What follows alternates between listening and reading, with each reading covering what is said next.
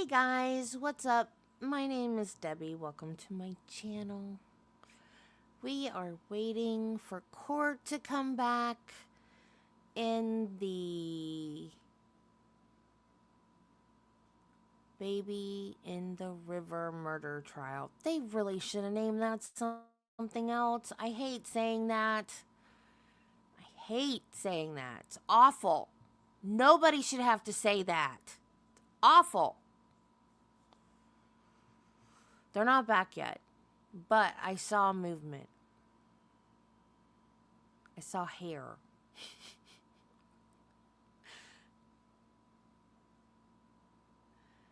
Yep, 1:37. She didn't give a time, but I guessed 1:30 because we were 15 minutes behind, and so I went an hour would have been 45 minutes, and that would have been 1:30. So I guessed. Because she doesn't say. She's just like, let us know when you're done eating. She did say a time, was it yesterday or the day before? She gave a time. But usually it's just let us know when you're ready. Is that the way they do things in Tennessee? Yeah, we need a time. Other people are watching this trial, not just the people in the courtroom. Get with the times, Judge. You have a national audience, international audience. You have to tell us these things. We need to know. Hey, Judy. Hey, Wiggles. Hey, Carla. Hey, Lurkers. Hey, Replay crew. Thank you for joining me on this Saturday. This rainy Saturday. God bless my husband. He comes in with nothing in his hands. I was so disappointed. I was like, I was hoping you would bring me lunch. He said, I gotta go to Chiefland. Do you want Zaxby's? Yes.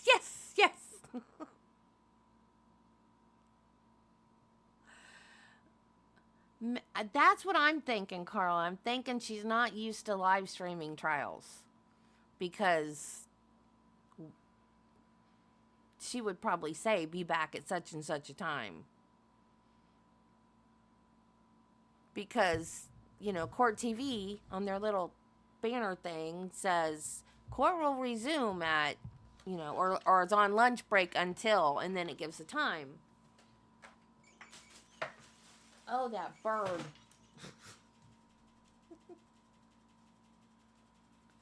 Did the bird scare you too, Spike?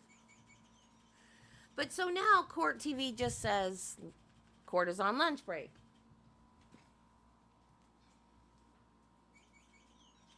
I think I showed the stupid bird to y'all already, but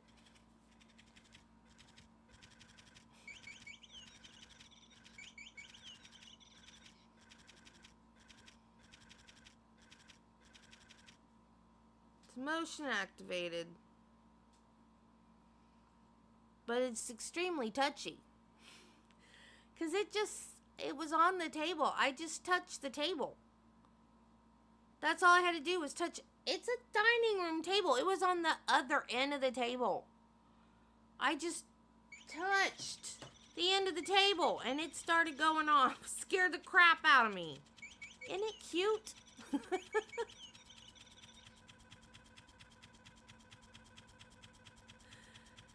See, my husband, God bless him. I love my husband so much. He's a tad bit gullible. Oh, shut up. What in the heck?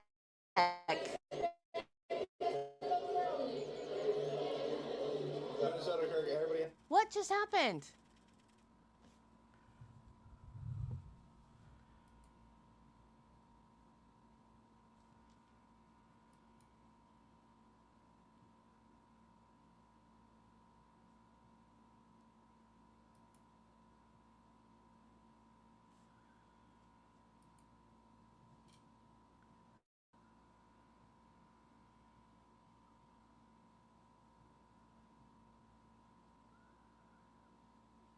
Are they not streaming the rest of it?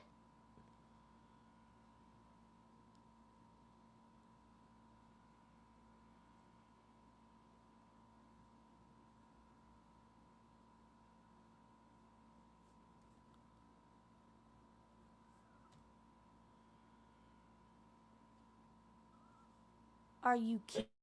Everybody, Dr. G here. I'm a clinical and forensic psychologist as Are well. you kidding me?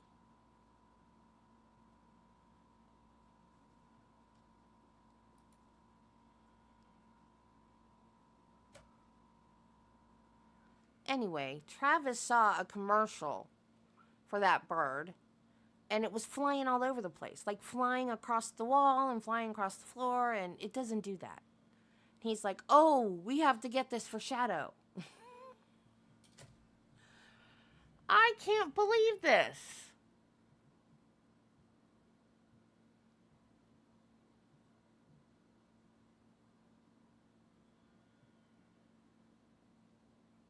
Did they not come back, or did that channel just decide not?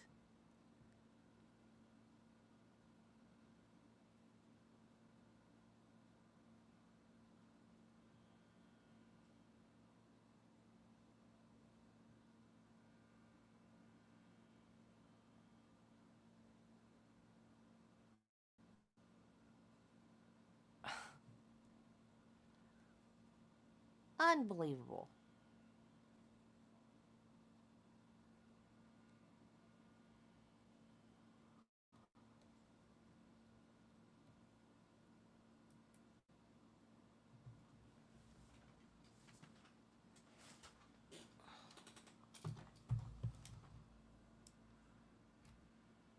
What channel was that? Yikes, I'm gonna break everything.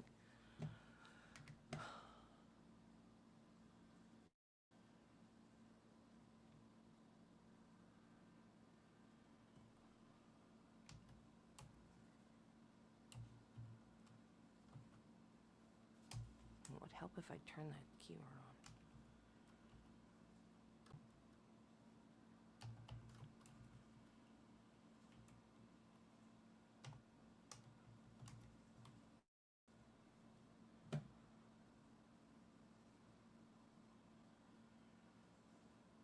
Oh, maybe they just switched streams. Oh, okay.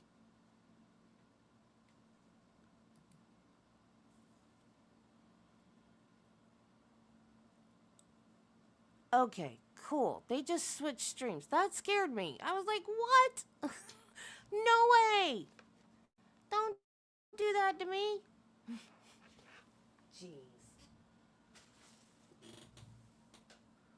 Why didn't you do what I did and switch streams when they recessed for lunch?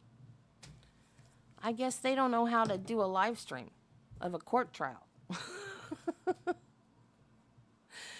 So anyways, this bird, Travis thought it was going to fly like against the wall and across the floor and all. And this is all it does. And Shadow just stands there and stares at it. Because Shadow doesn't like toys. She likes fur. And Travis thinks it's funny. She likes for me to play with a toy, and then she just stands there and watches me. And Travis is like, she's got you trained well. And that's how she plays. She watches me play with the toy. She likes to watch me play with it. So I got one of those like feathers on a string thing with the pole where you, yeah, she just stands there. She'll come up and want me to play with it. But she doesn't want to do anything. She just wants to sit there and watch me fly it all over the place. She's the strangest cat I've ever had. I don't understand. I don't know why.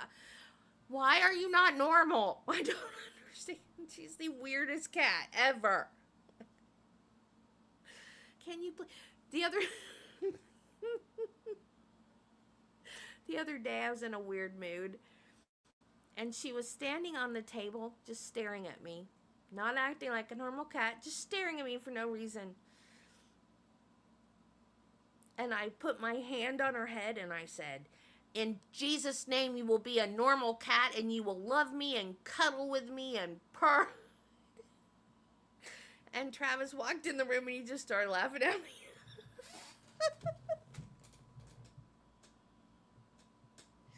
I said, well, she's weird.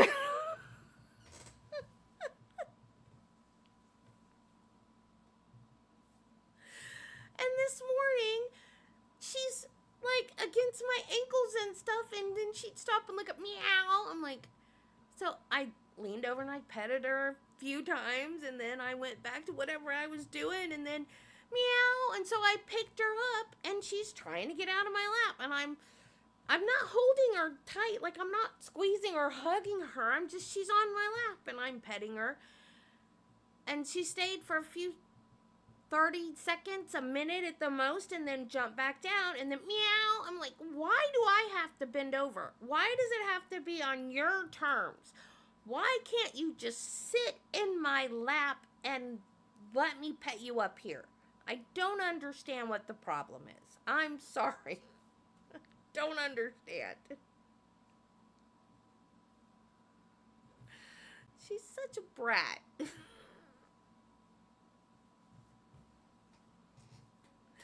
I guess it's because she's black. For years, I said that the color of a cat's coat determines their personality. I said, I don't know if this is scientific or not. I've not studied it. I don't know if it's been confirmed. I just know from having cats. Every brown tabby I've ever had has been the sweetest cat in the world. Orange cats are crazy. I had a long-haired gray cat, one, that was sweet, and I'm not sure what breed he was. So I don't know about that color. But my orange cat was nuts. Every brown tabby I've ever had is just the sweetest, most lovable cat ever. So, I love brown tabbies. Yeah. And in the morning, when I get up, she's usually in this chair. And I let her sit there for a while I turn on the computer and I go get my coffee and all that. But then I pick her up and she'll stay in my lap for a little while and let me pet her. This is our new morning ritual. And I'm like, yeah, I know, I'm breaking cat law right now. I'm sorry, but I need this chair. Yeah, I've heard that.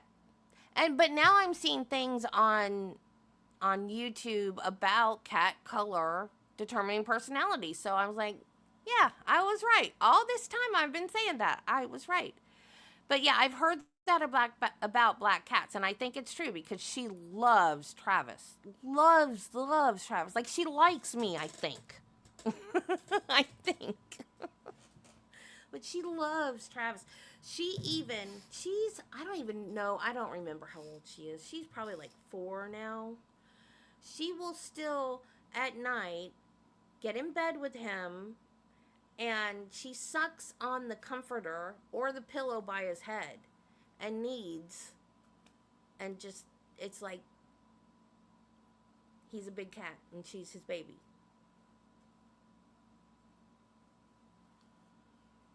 She doesn't sleep with me. Every once in a while, for a very short amount of time, she might sleep between us instead of on the other side. But no, she sleeps on the other side of Travis. She doesn't sleep between us very often. Is that a thing? Is that a real thing? I have never heard about that.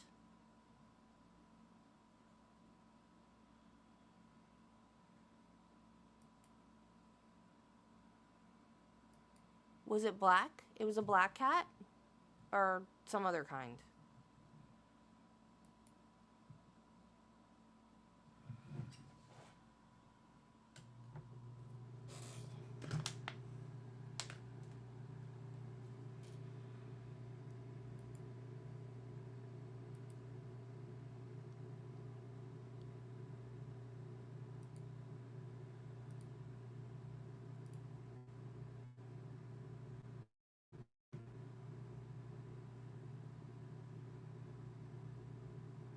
When Travis and I got married, oh, come on, let me. I don't know why my computer is being weird today. Let me. It won't let me maximize it.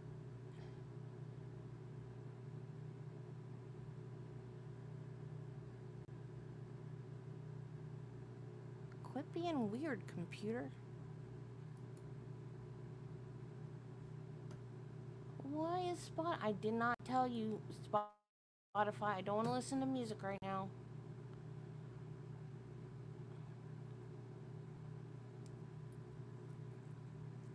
Is that the one that you sent a picture of me stalking you? I thought that was the inside cat. She sent me the cutest picture of the cat like peeking around the corner at her one day, and she said, "My cat is stalking me."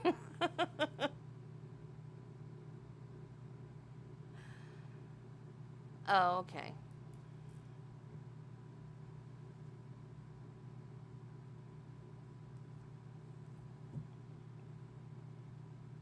Well, that's gonna drive me crazy if I can't.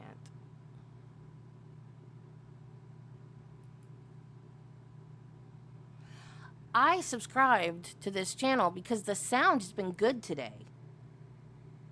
And I don't know if it's the courtroom sound is better or if it's this channel that's made it better. Because hasn't the sound been greatly, greatly improved today?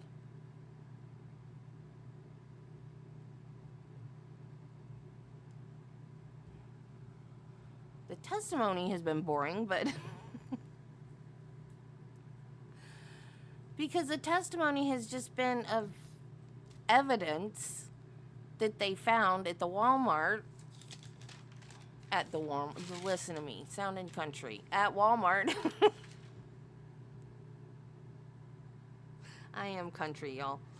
The Walgreens clerk. I cannot believe that she objected, or not objected, but asked the questions about he paid with cash and that he didn't use his rewards card. He got the receipt that they found on him. Was it on him or in his car? Either way, you got the receipt. Then you got the stuff in his girlfriend's house. And you have the greeting card that he wrote. It's on the receipt that he bought the greeting card. He wrote in the greeting card with his nickname and her nickname and the kids, all three of the kids' names in it. I mean, she's just doing her job, I guess, but still, nice try. And then they find the greeting card in her house with all the other stuff that was bought at the same time at Walgreens. I don't think that's a stretch to say that he bought those things. I don't think we needed his credit card or his rewards card to know that it was him that bought it. But she's just doing her job. And I'm assuming these are public defenders because I doubt the guy had the money to hire anyone.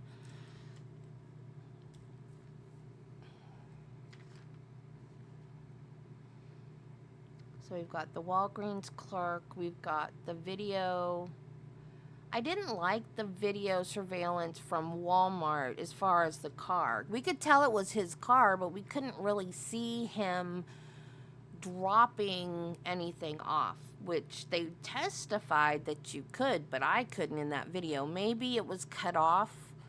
The camera person in the courtroom maybe didn't catch it, but I couldn't see it on the video. I could see him get out of the car, but I couldn't even see if he was carrying anything to drop off.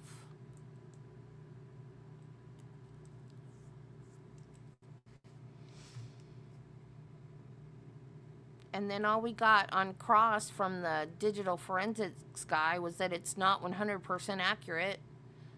And then the recross on that was that, but it can be accurate. So that's just nothing. It's more accurate than not, basically. And he confessed. He took them to the river where they'd already found the baby cat.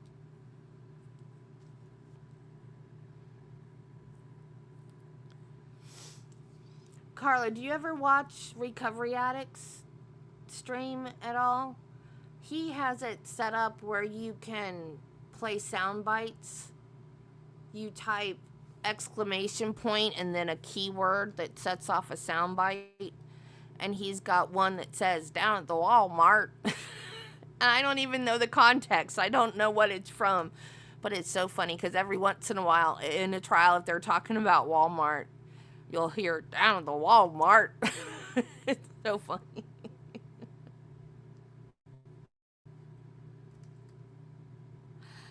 My dad was as redneck as they come, man. He loved Walmart. It was like, it was like a social activity. He would go to Walmart at least every day. Before he got remarried after my mom died, he would go at least every day. Just to go, walk around, look around, see what he could see who he knew. Yeah, it seems like it. So, my dad dated this woman that had a teenage daughter that she'd had like later in life. I was so glad he didn't marry her. He almost married her because that girl was a brat. So, they were on vacation somewhere and they went into Walmart, and I guess they had been in like the local Walmart with him, and he was always saying hi to people he knew and like stopping and talking to people or whatever. And so they went in this Walmart in another state somewhere, and they walked through the door, and his girlfriend's daughter turned around and said, I bet you don't know anybody in this Walmart, because it was in another state. But yeah, my dad he just visited Walmart like every day. But in my dad's defense, there's nothing to do where we live. He used to go, I don't remember, it was like once or twice a week. He would go to the restaurant in town here and have coffee with the other old men, because like they were guys he went to high school with that he'd known all his life. Because we moved away, and well, I didn't move away. He moved away because when he got on the highway patrol, they stationed him in the Keys. And so we gradually moved back up. Like, we moved from the Keys to Bradenton, and then Sarasota, and then Bronson, which is up here in North Florida, about 15 minutes from where I live now. Now I live on, it's all broken up. I live on 5 acres. It used to be a giant, I don't know how many acres my grandfather had. But this is on the land that my dad grew up on. Now it used to be a working farm. So we moved back to his family land. And so there's people here that like never left. And he would go have coffee with them in the morning. And then when I worked as a nurse in the nursing home, I actually took care of people that my dad knew when they were young. And so he'd come visit me at work, but then he'd also visit people in the nursing home. And I learned stuff about my dad I never knew from people I took care of in the nursing home. Talk about a trip. I learned that my dad, his nickname was Bull. He played football. I mean, it's weird watching your dad sit down and talk to your patient, and like they're just shooting the breeze, just talking like friends, and it's like, that is bizarre. I just can't even explain how bizarre that is. And then my grandmother ended up in the nursing home where I worked. That's even more bizarre. And so my dad became a volunteer at the nursing home. And then I ended up on disability. But my dad and his wife, my stepmother, they ended up volunteering at the nursing home a lot. And yeah, because like he knew people that were there, which is kind of sad too when you think about it. But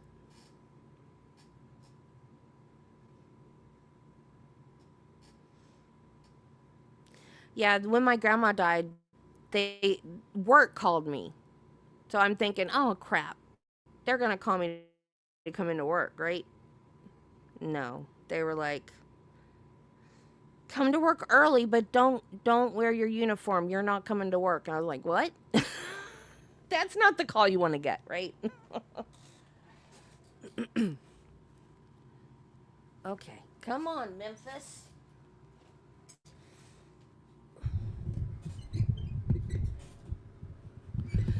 Also, when I worked in the nursing home, I took care of some pretty cool. I mean, the stories. And now, though, looking back, because like when I became a nurse, I was 23. I wish that I had thought to ask more questions, and to write down stories, because one guy served with General Patton in the war. That would have been so cool if I had thought to ask questions and write down some of the stories he told me. But when you see people at the end of their life, they're like a different person. But like all the stories that led up to get them there, like if you just say, oh, that's just like, you know, an old person in diapers and they're drooling and they're. There was I think it was a poem that was on the wall of one of my patients, that their kids had brought in and framed and put on the wall. And it was a beautiful poem about remember how I used to be. And it said, I was a child, I was a mother, and it was just this beautiful, it was like, don't see me how I am now. And it was such a beautiful poem. And I wish that people would see the elderly like that and just remember that they used to be like we are, and not think about, because people think of elderly people as worthless, and they're not. We wouldn't be here if it wasn't for the elderly. So like, is it the Japanese that like their elderly people stay in the home with their family? Like there's generational homes. They don't get put institutionalized like Americans do. And I think that's wrong. I think that Americans should care for their elderly. And I know there are times when you can't. Because, like my dad, he ended up in the nursing home. My dad was big. He was over 6 feet. And I don't remember how much he weighed, but he was big. And he had a stroke. And there's no way that me and my stepmom could have taken care of him. So we didn't have a choice. And we didn't have the money to have nurses come in. So I know there's times when it's not possible. But there's lots of times when it is. Like I was telling you guys about my patient whose daughter sold her house while she was in the hospital.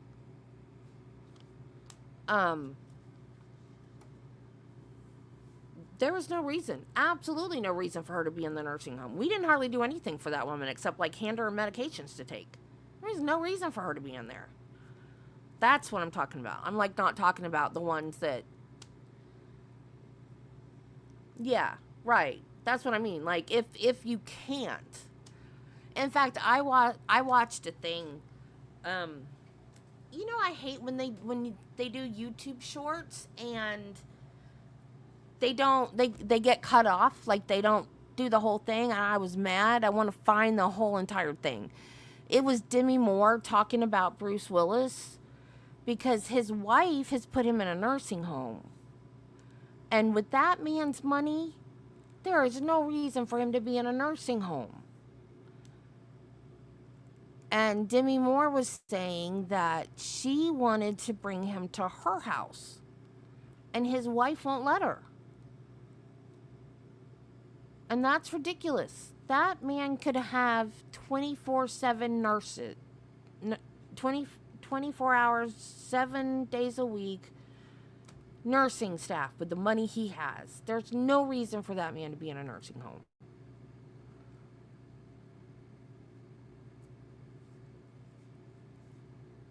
And between Demi Moore and their kids, he would have people. Yeah, nursing homes are a good place. Some nursing homes are good places. But wouldn't you rather be around your family if you could and live in a home with your family?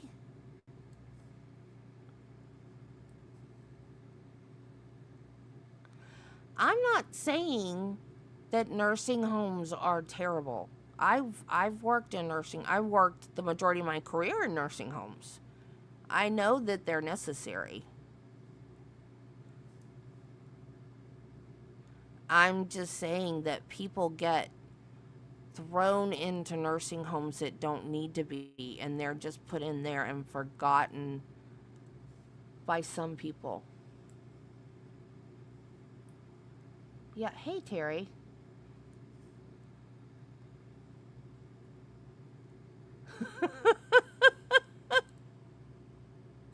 No, it's funny though, because we used to look at people and we'd be like, okay, who are we gonna be like when we get old?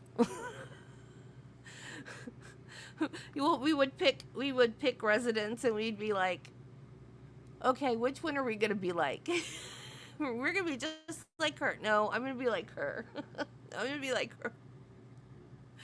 Um, and there are some people that really enjoy, like they're with it and they really enjoy being in the nursing home. They like that community. They like the community. They like being there. They like having friends. But like me, I'm an introvert. I would be fine in a nursing home. Put me in a private room though. I don't want to have a roommate. Put me in a private room. Give me my laptop, my tablet, whatever. Lots of yarn. A TV. I'm good.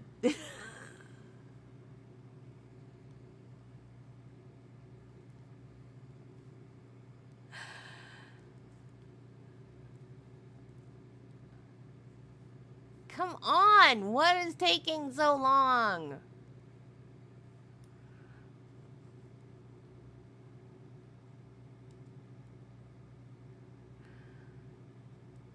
No, I've just seen people that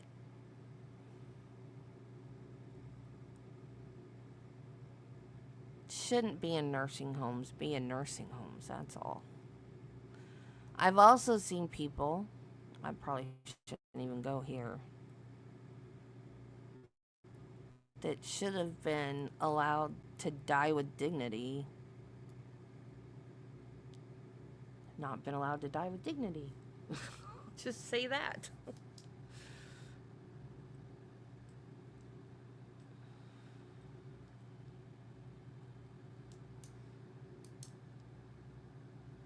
Yeah, see, no, that's different. But my experience with that one patient was her daughter stole everything from her. She didn't want to go. She went to the hospital for something that was minor, and her daughter took everything from her. Sold her house, put her in the nursing home, and took everything from her. And like I said, that woman didn't even need to be there. We didn't do hardly anything for her.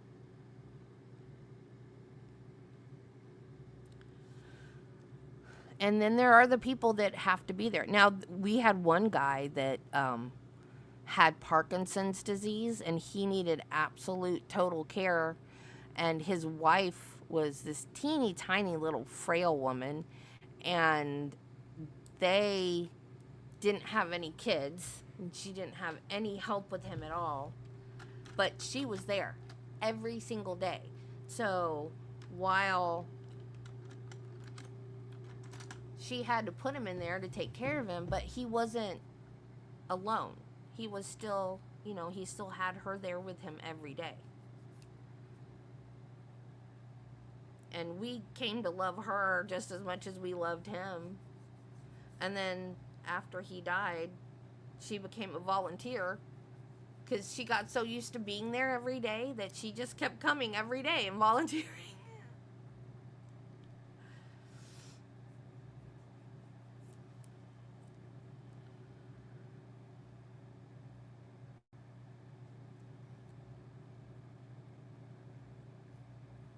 But yeah, I'm an introvert, so I think I would do great.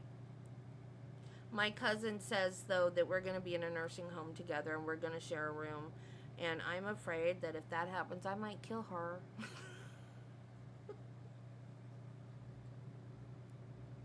And I'm serious. I really might.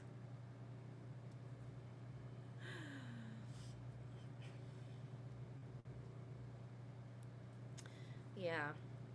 My dad, who, the strongest curse word I think I ever heard my dad say was damn. And when, after he had his stroke, we had to put him in the nursing home, and he was constantly trying to get out of the bed, and he couldn't walk. And one afternoon I was at the nursing home, and I kept trying to get him to stay in the bed, because even though there were side rails up on the side of the bed, he would stick his feet, and there's a little gap at the end that's only like that far, but it's from the side rail to the end of the bed. He would stick his feet through there and try to scoot out through the little, and he wouldn't have fit because he was too big, but so I would sit there at the gap, and I kept moving his feet back into the bed. And I got up and I went over and I leaned over him and I said, "Dad, stop. You're going to fall. You can't get out of bed." This man never laid a hand on me in anger. He would spank me when I was bad when I was little, but never laid a hand on me otherwise. And so I was leaning over him. He reached up and grabbed my hair and pulled and said, "I'm going to beat the shit out of you." And that threw me for a loop because that was not my dad. Never in my life. And after that, I did not go visit him in the nursing home as much because I was just like, that's not my dad. And so that's kind of how my stepmother and I had our rift, because she got upset with me because I wasn't there at his bedside every day. It's like, that's not my dad. I don't understand why. Of course I did, like, because of being a nurse. I understood that wasn't my dad, and, and then the nurses too, because I had worked at that nursing home. They were like, that's not your dad. That's the stroke. His brain isn't right. And I'm like, yes, I know, but I can't see that. Like, the emotional part of me is upset about that, even though the brain, my training and my, the nurse knows what is happening. But the daughter is sad that my dad did that to me. I know that he wasn't rationally thinking, but so yeah, my dad had no choice. We had no choice. We had to put him in the nursing home. Oh my gosh, Wiggles. Yeah, and they get, for some reason, extraordinary strength when they have dementia. It's bizarre how strong they can get. Or maybe it's just that maybe they've always been that strong. They just don't think to rein it in. Maybe that's what it is.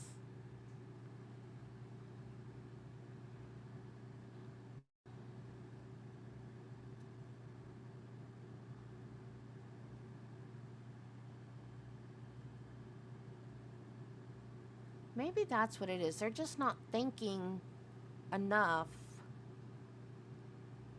to realize they're using too much strength. Maybe that's what it is. Because they do. They're extremely strong. I have been afraid many times. I told y'all about that woman that came after me with a big steel pill crusher that time. It hasn't started yet.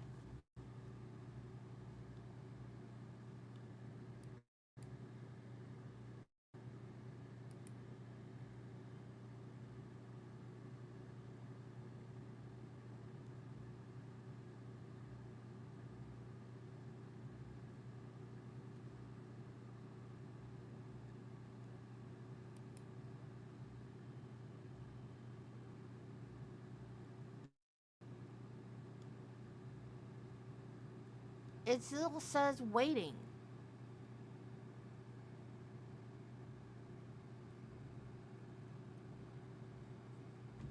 I don't know what's going on.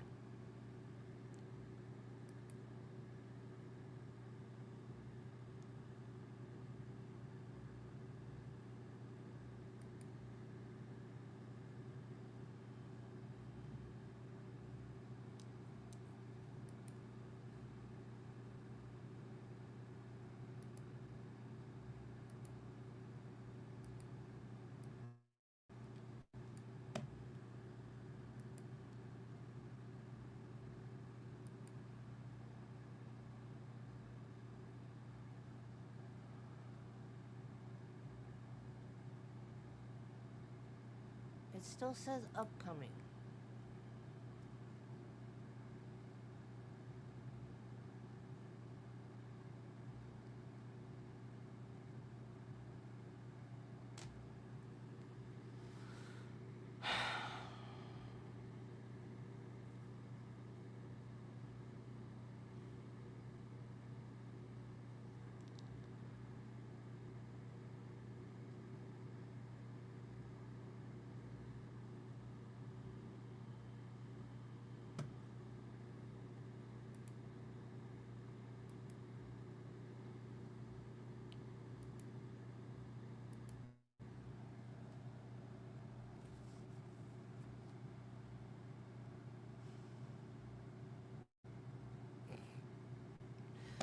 Do you guys ever watch,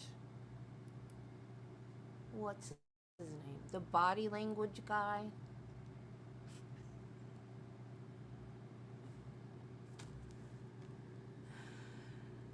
I'm thinking they forgot.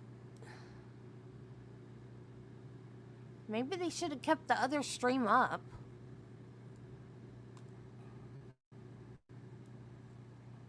I wonder if they're streaming on the other stream. So, I don't watch the body language guy that much, but I started watching it. I was interested in a couple of his videos. And then he kind of started getting weird. And then the title of this video is Serena Williams just went full retard. he's a little, I don't know. He's a little out there.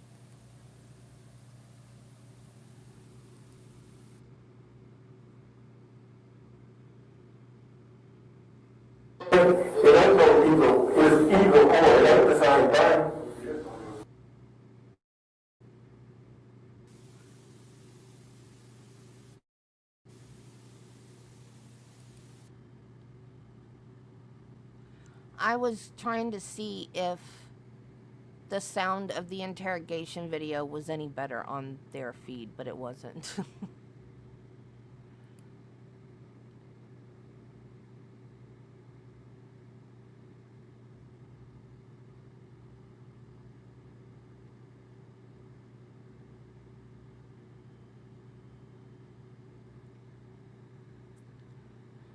Well, do you guys want to wait, or do you want to, as soon as we,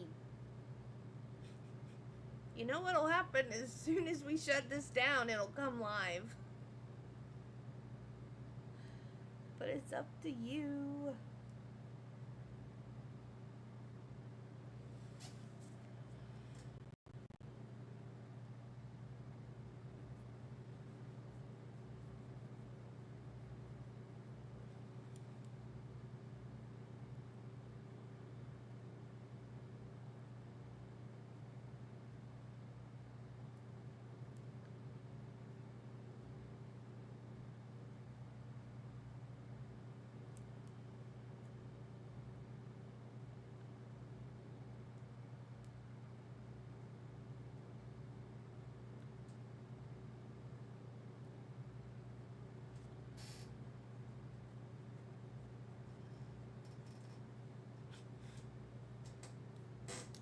Here, all over my face.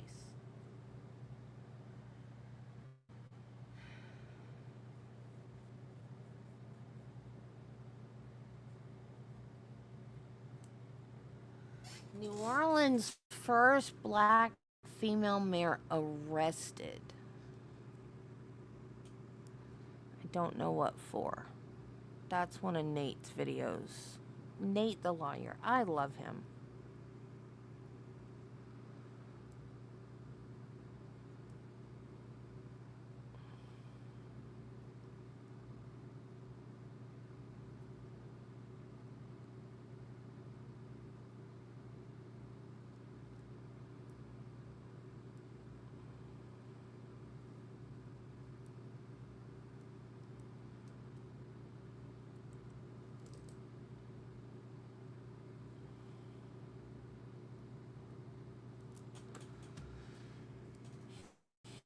Hold music is evil. They should make hold music be like dance music or something. So you want to stay on hold. Because hold music makes you want to hang up. They need to put catchy music on there so you want to stay on the line.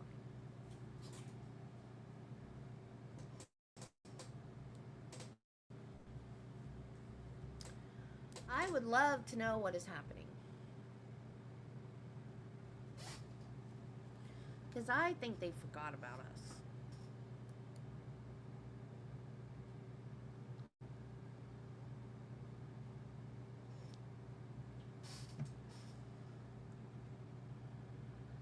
Eric Estrada's betrayal of life-saving co-star?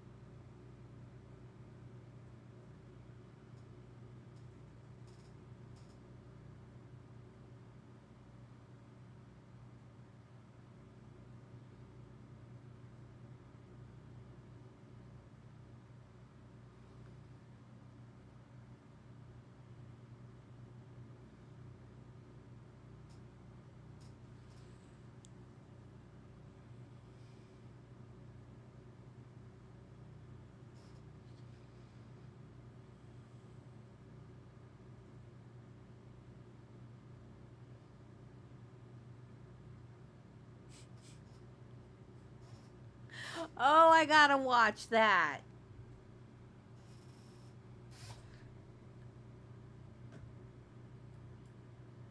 See, I knew I was right. That's not fair.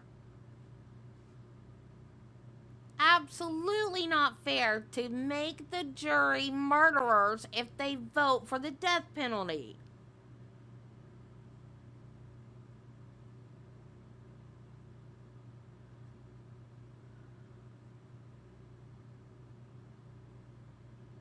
is not right. That, I can't say anything one way or the other because I've never done a death penalty case before. But that did not sit well with me. I mean, people have strong opinions about the death penalty in the first case. And then to say you're on the spectrum of death with him if you vote yes for the death penalty. No, you're not. Now I want to watch it. I don't know if Rob would strike me or not. I don't think he would, but still. Because I think they forgot about us. We want to watch it. Come on.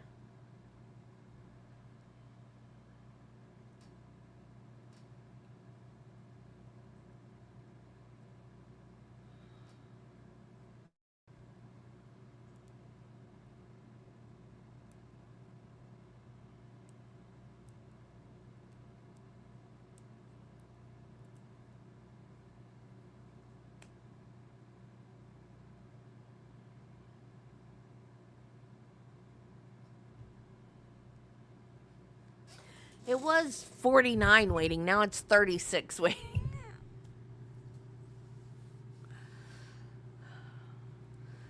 Well, I'll have to watch. We'll have to watch it later because I'm supposed to be modding today on my friend's Disney channel. I was gonna reroute. No, that's not the word. Redirect. I was gonna redirect you guys to his channel when we got done, but I'll see if his fiance texted me back.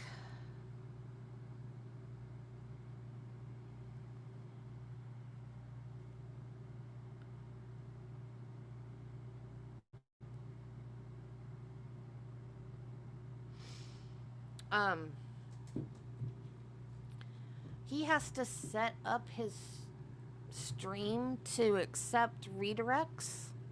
I guess he doesn't want just anybody redirecting to his channel, which is, I guess that's a smart plan. Because Tiffany, do you guys remember Tiffany? Tiffany is at Epcot. I want to watch her.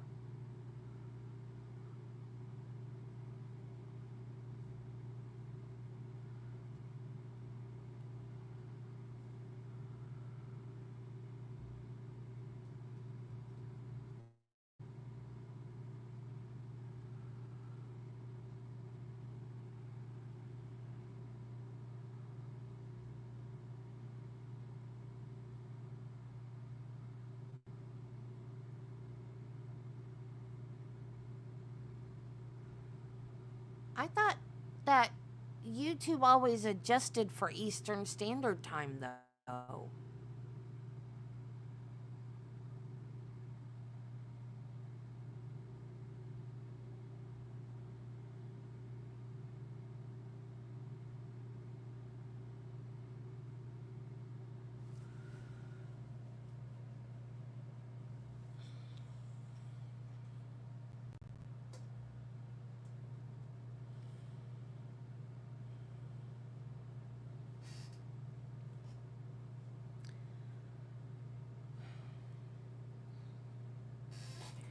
So I cannot wait to get my Disney annual pass because next year, I don't know if we can afford it, even with the annual pass. Like, the concerts are free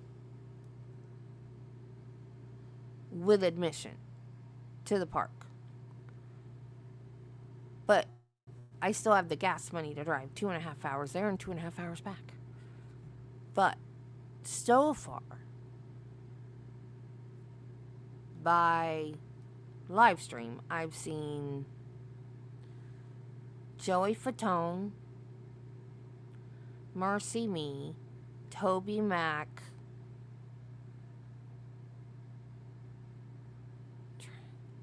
Starship, and Sheila E. And this weekend's Tiffany. getting my annual pass in October, and I'm hoping to make it down there to see Boys to Men and the Beach Boys. And it's weird because they do 3 shows a night, and each show is a half hour long, but they do, well, it depends on the band. Most bands do, every set is different songs, and there might be 1 or 2 songs that are the same. So basically, it's a full concert, like an hour and a half, because it's 3 half hours, and then they do different songs, so it's like a full concert.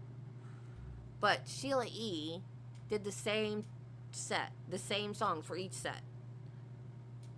She's been my least favorite so far. But they've been very good concerts for the most part.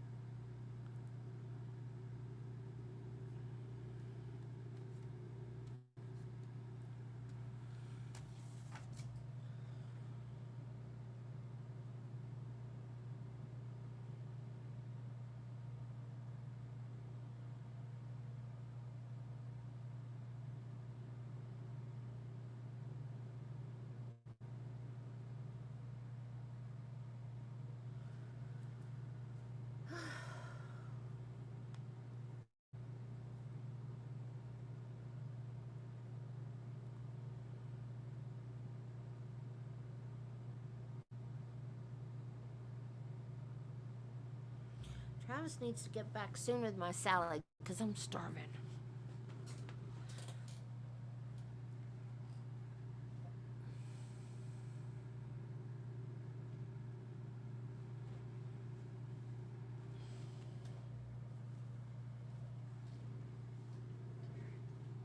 Is Memphis versus Florida Atlantic at 6. Thank you. Thank you. Somebody sent that to me. I can't take credit. I don't know what any of that means. So my goal is to at least let y'all go see one of those sports, okay? That's my goal. Go see one of those sports. State of Tennessee. Your state of Tennessee calls Officer Keith Crosby.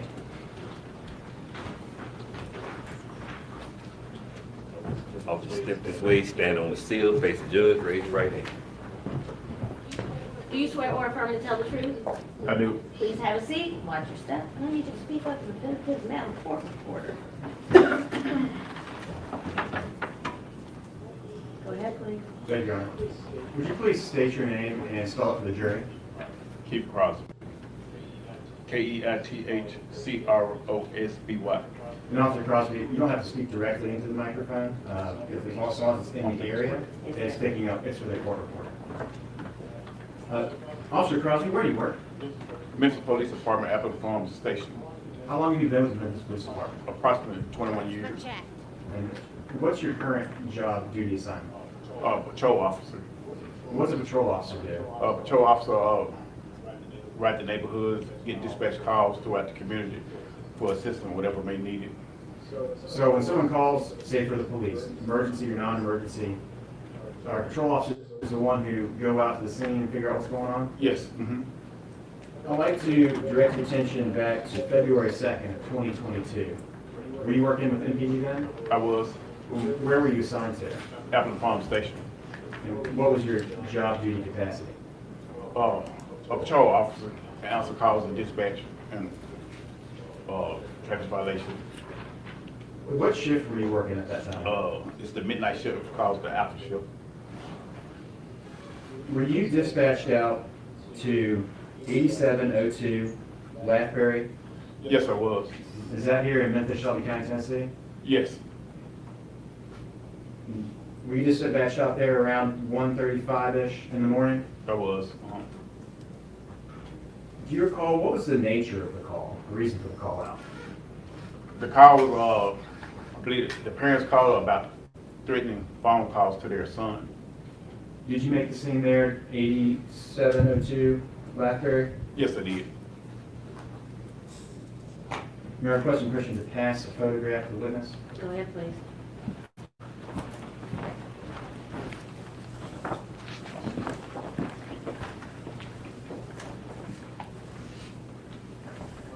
Officer Crosby, I passed you a photograph. Do you recognize that photograph? I do. What is it? It's the photograph of the car, my car parked in the driveway of the house on Blackberry Cove. So is that 8702 Blackberry that you responded to? It is. Your Honor, this time I ask that it be marked as exhibit number 136. Requesting permission to publish once marked. Yes, sir.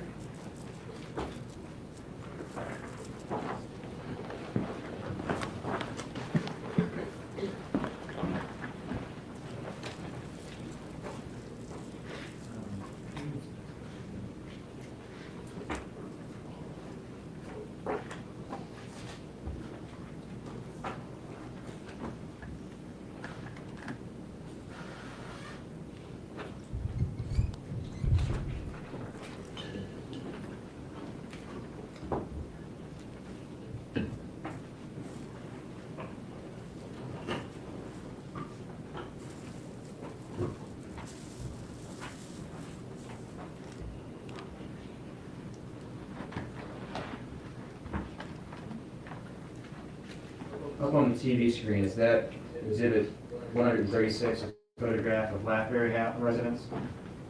Yes, this is a house, and this is my patrol figure when I signed the after form patrol.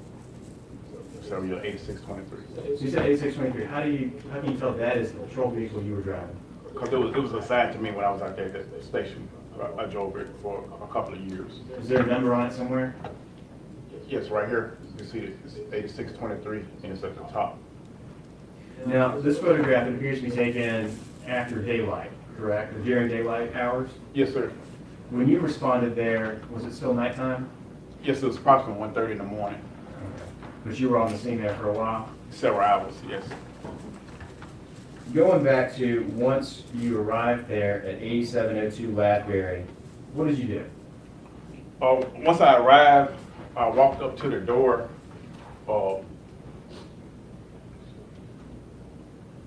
Right here, and you can't really see because of the garage.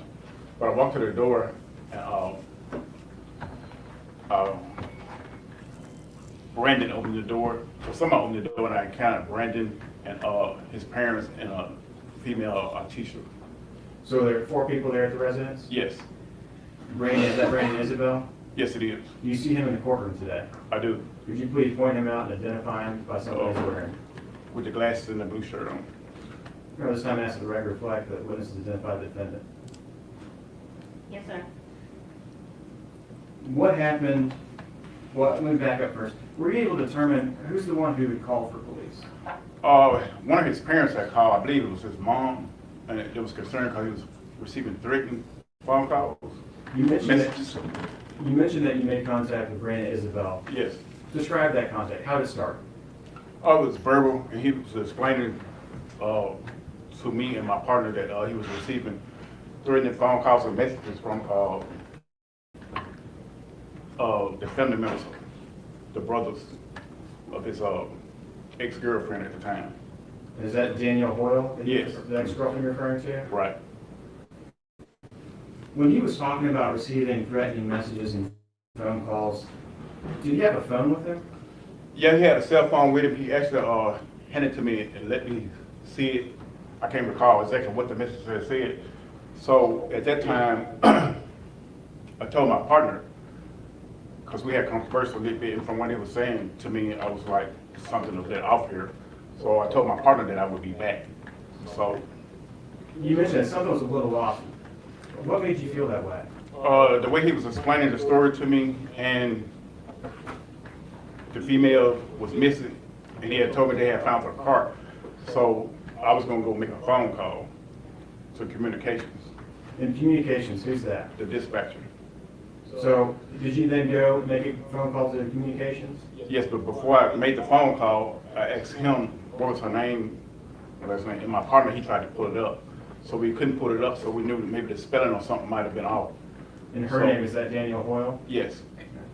What did you do next after you realized the spelling may have been off and you couldn't get it pulled up in y'all's, was it your PDAs? Yes, so I was about right here, my partner was up here. So I walked back down to my patrol vehicle somewhere in this area.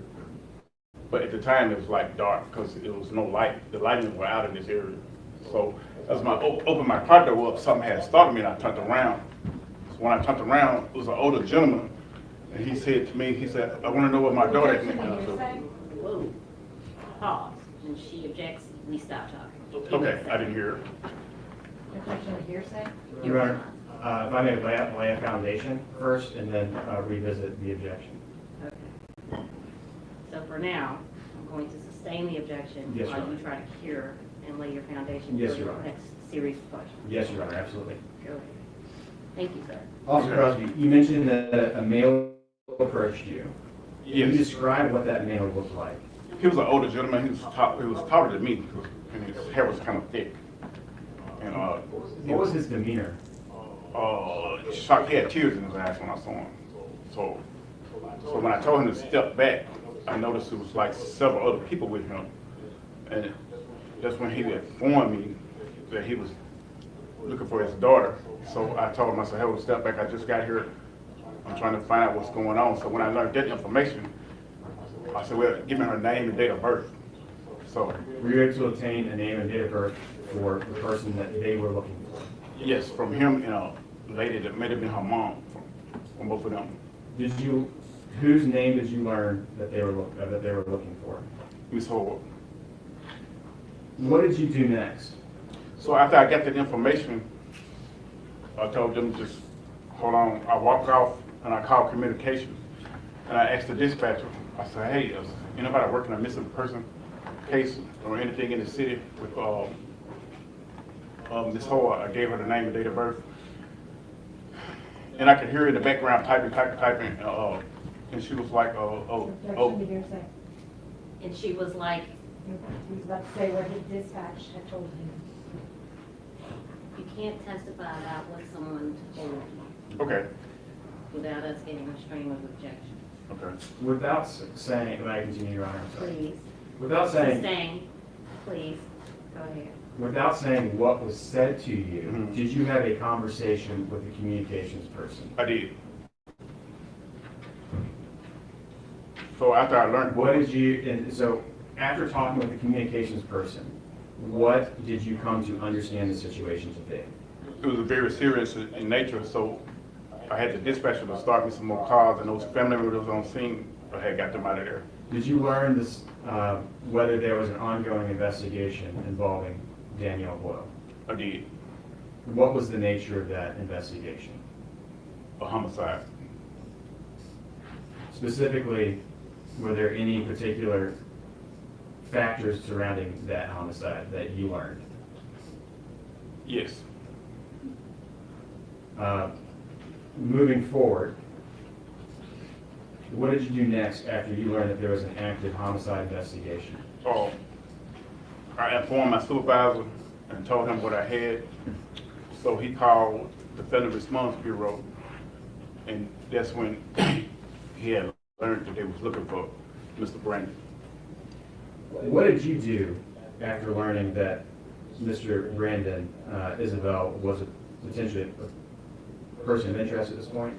Is that fair to say? Yes, at that time, Brandon was taken to the patrol vehicle and detained, and he had a cell phone with him, which we separated and put it in the front of the car. Why do you do that? Why do you separate a person from their cell phone before you put them in the back of the vehicle? Well, it's for several reasons. One is to preserve evidence, or you don't want them to make any contact, call anybody, things of that nature. What's the concern with them calling anybody? You can call to get a story together, or you can call somebody, come harm somebody. It's both safety and preserve. You mentioned there were also some other people on the scene. Yes. Was anybody else detained at that time? Yes, a young lady that was with him, Ariel, Artisha Stewart? yes, Artisha. Did she have a phone on her as well? Yes, she also had a phone, and she was detained and put in the other patrol vehicle, and also her phone was separated from her. So both Brandon and Isabelle and Artisha Stewart at that point were in separate vehicles, Yes, and both had their phones separated from them. Yes, Where did y'all put the phones? in the front of the patrol car, on the inside. And in the patrol car, is there any type of barrier that prevents someone in the back getting Yes, to the the front? partition that separate the passengers from the rear. Like what you would typically think of in a patrol vehicle? Yes, the cage. Mhm.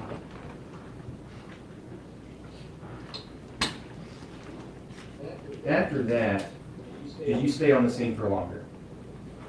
Yes, still daylight. Did you have any more communications or interaction, without talking about what anybody said, did you have more interactions with Brandon and Isabel's parents? I did. At some point in time, did you come to find out that there were Ring cameras Yes, I at the did. residence? How did you come to find out there were Ring cameras?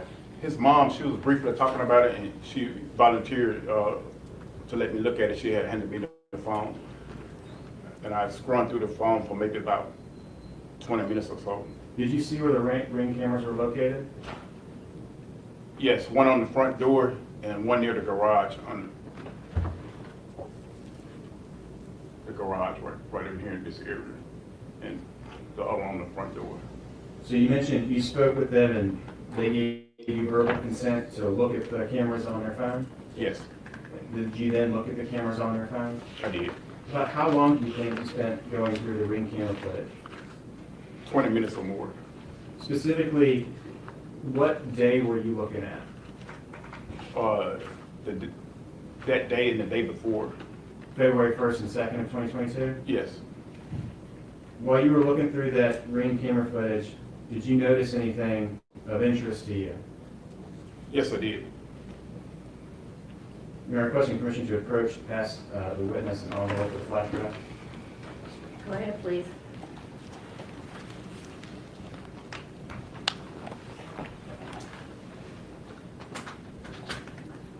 Officer Crosby, I passed you an envelope. Do you recognize that? Yes. What is it? It's the flash drive to the video to an 8702 BlackBerry. Is that the ring camera video? Yes, it is. How do you recognize that? This is my writing on the front of it, Okay. and my initials. What's inside there? The flash drive. Can you open it up and take a look, please? Do you recognize that flash drive? Yes, it is. My initials on this side.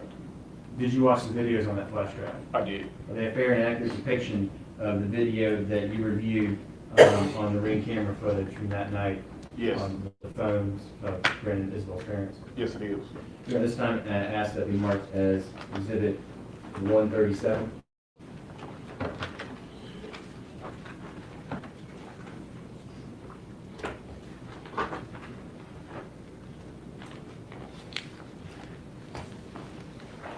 Requesting permission to pass another photograph to the witness.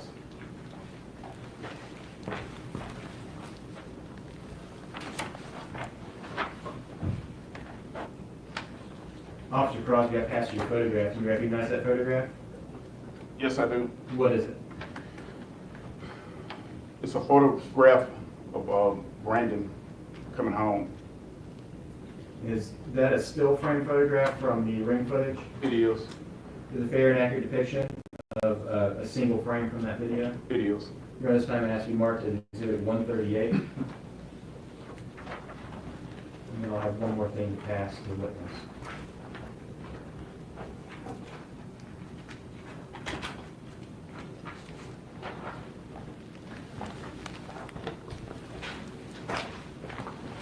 Officer Crosby, I passed you a collection of 2 photographs. Do you recognize them? Yes, these are both still shots from the video. And is that still shot from the video at 10:29 p.m.? Yes, it is. And is that a fair and accurate depiction of the single frames from that video of that time? Yes. Here this time I ask that it be marked as collective exhibit 139, 2 photographs. And then you're going to be requesting permission to publish the previously Go ahead, please. entered items.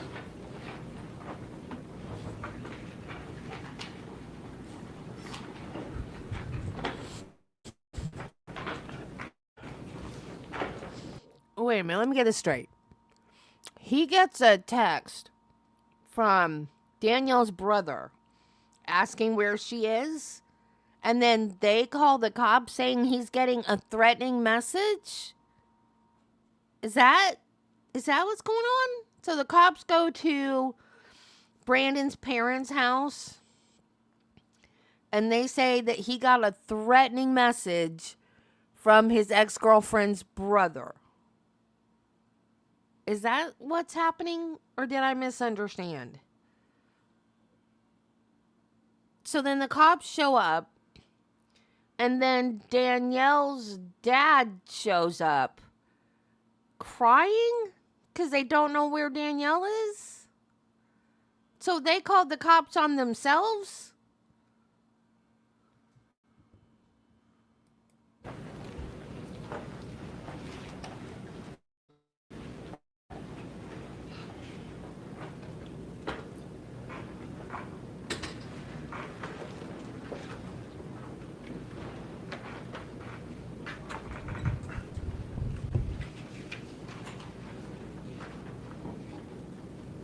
Yeah, me too, Wiggles.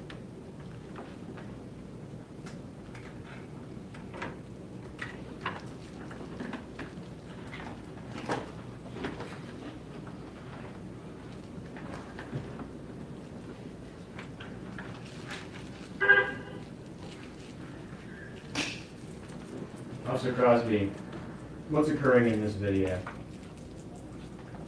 This video was Brandon coming home, I believe, at 10:24 p.m. when he exited the vehicle.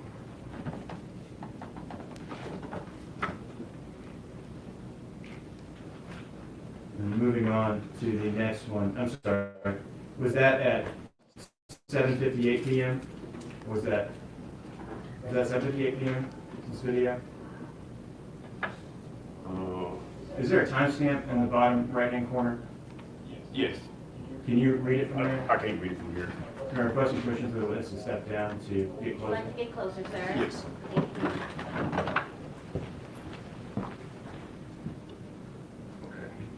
What's the timestamp on that video? Oh, it's 19:59 hours, So converting that into regular 12 hours, what's that? 7:59 p.m.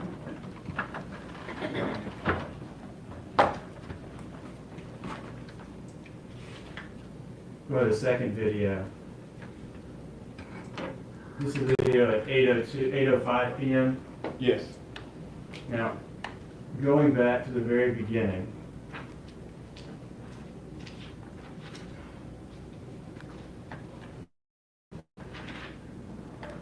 what do you see in the very top right quarter of the video? You can see the white vehicle that Brandon was in leaving the residence. So in the previous video at 7:58, he was arriving at the residence, correct? Right. And in this video at 8:05 p.m., he's pulling off. Yes.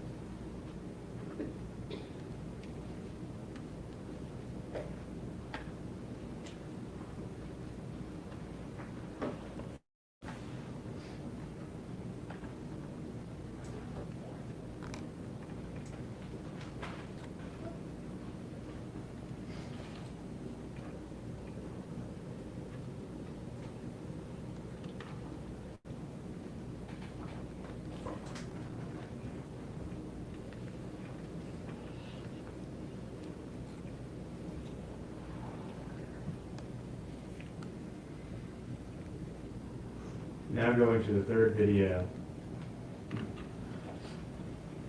This one's at 10:24 p.m., correct? Yes, it is. And who's that getting out of the vehicle? It's Brandon getting out of the vehicle, Where's he going? back inside his residence. Now, going back, well, we'll let the video play through.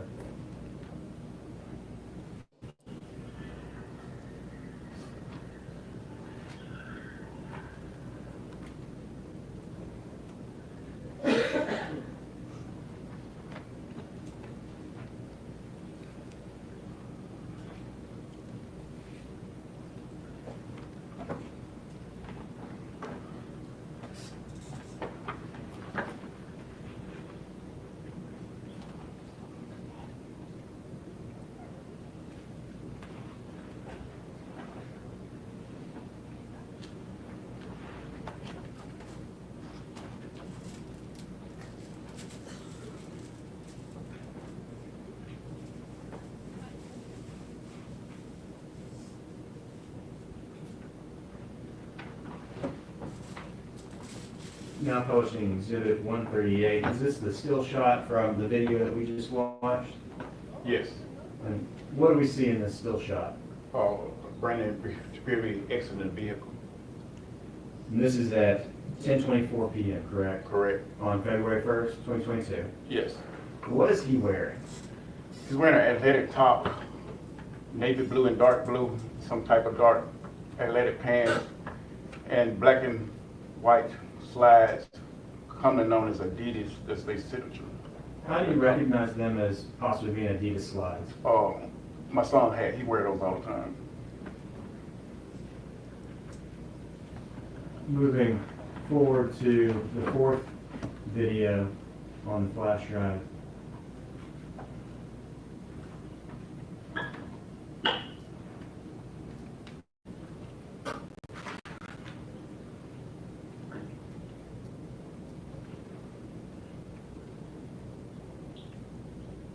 Start in the beginning. Is this the video from 10:29 p.m.? Yes. February 1st, 2022? Yes. What are we seeing here? Brandon returning to the vehicle. What's different, I noticed if anything? this time you can see a white shirt, then the navy blue athletic top. Appear to be the same pants. He's carrying a blue bag this time. And also this time he's not wearing slides, he's wearing some color Crocs. What's he doing now? Getting into the vehicle, getting ready to leave.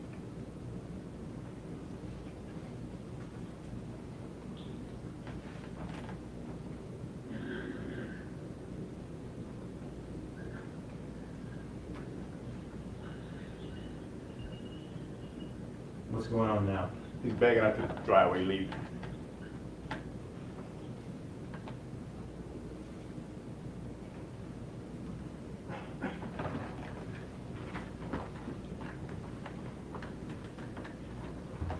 Now putting on the screen was collective exhibit 139. This is photograph 1 of the collective exhibit. What are we seeing in this photograph? This was Brandon returning a couple minutes later. Like I said, he doesn't have the athletic top on this time. White shirt, he's carrying a blue bag. Appear to have the same pants on, but this time a different type of shoes, which are commonly the Crocs. And what about this photograph, the second photograph in collective exhibit 139? He's getting ready to get into the vehicle. Now, when you saw Brandon Isabelle in the early morning hours of February 2nd, 2022, what was he wearing to your recollection? He's wearing a white shirt, and I believe those dark pants, but I can't remember the shoes. But the shirt, you do remember he was wearing a white shirt? Yes.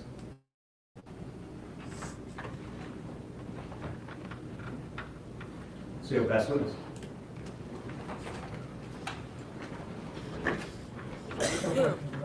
Thank you, sir. You may sit down.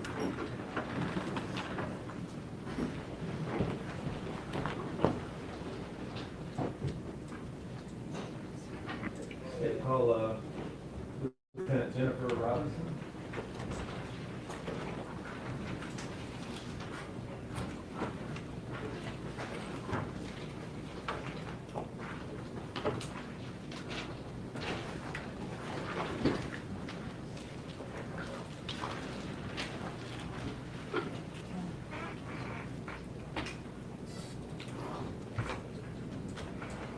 Lieutenant Robinson, come forward. Watch your step. Stand right here, face you, and raise your right hand. Do you swear or affirm to tell the truth? Yes, ma'am, I did. Please have a seat and watch your step.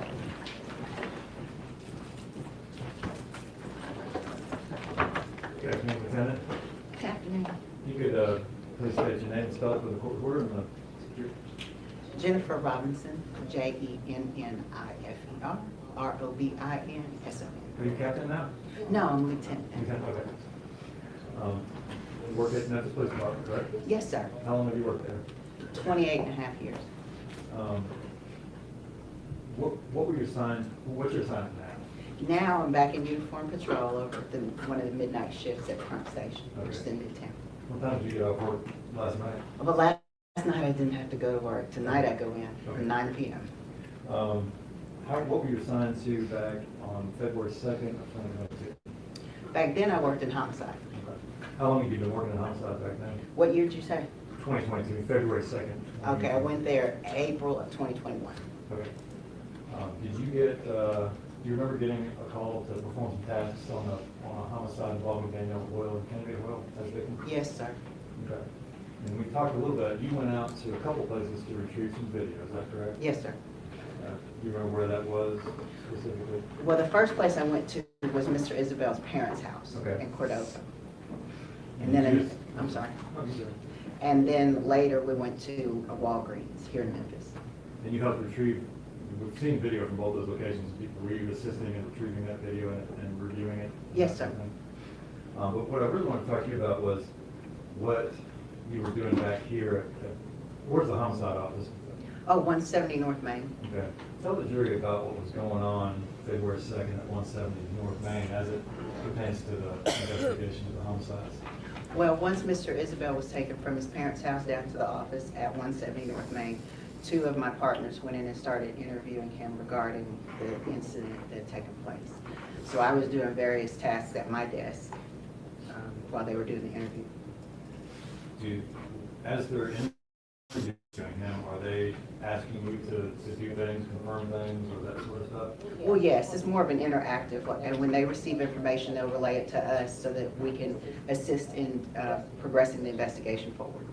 And as you recall, what was one of the main things that you guys were concerned about when you were at 170 investigating this case? Finding the baby. Okay. Did at some point you get some information, you and the team, get some information about where the baby might be? Yes, we were told that he took the baby in the car seat and placed it down by the river. Okay. What did you guys do when you learned that? We got in the car and went straight down there. Was it mostly just at this point, just the homicide team? Yes, I thought it was. It was just our team. Like the other team had come to work as well, because now it was daytime. I started this like 2 o'clock in the morning, but by the time it was daytime, the other homicide team had come in. So when we got that information, we immediately got to the cars and went on down there, because it was supposed to be near that park. Okay. The park that's right there at the river. So we went down there, parked, got out, and just started walking around looking. And while we were doing that, a whole bunch of MPD marked units showed up. They all had the blue lights and sirens on. So I guess the information that got out, you know, and we needed more assistance because it's a big area if you're on foot. Okay. And what were you hoping to find when you went down there? Did you have an honest hope that you would find them? Yes, I hoped that we would find the baby sitting in the car seat. Okay. What did you, if you could describe what it looked like down there, what it was like when you went down there looking for baby? Well, before that, I had only gone to that little park. So you park and you walk around. It's a parking lot. It's got little walking trails and grass. But when he said he put it down by the river, that's when I had to go down, a part I've never been before. I mean, it's got a lot of rocks down there. I mean, rocks bigger than my head. Gravel, mud, overgrown stuff, trash, debris. It's not safe at all to be down there walking around. What was like the coloring and what was the area like that morning? Well, although it was daytime, it was severely overcast, so it was real gloomy looking and gray. And then the area down there, everything's either brown or gray, and the rocks are gray. And it was raining and windy and cold.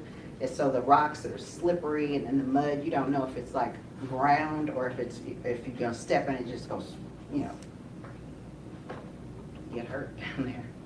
And something caught your eye. Oh yeah, well of course we were looking for the baby, and then there's just so much trash and debris down there. But after a while, I don't even know how long I was down there because there's little, I don't know what you might call them, inlets, like once you stop at the park part, then there's a boat ramp, and then there's more trash, debris, trees, overgrowth, and then there's another kind of boat ramp that's more overgrown. And then when you keep on walking around, it's like a little inlet. Like you would think the river would just go like this, but no, there's like a little inlet where you can walk back there and just find all kinds of stuff, I guess. But I found the little baby hat. What about it stood out to you? Well, it was just sitting right on top of the overgrowth and debris, and it wasn't grass. It's like weeds that are dead. I'm going to put up what's been previously marked, I believe it's exhibit 4 or 95.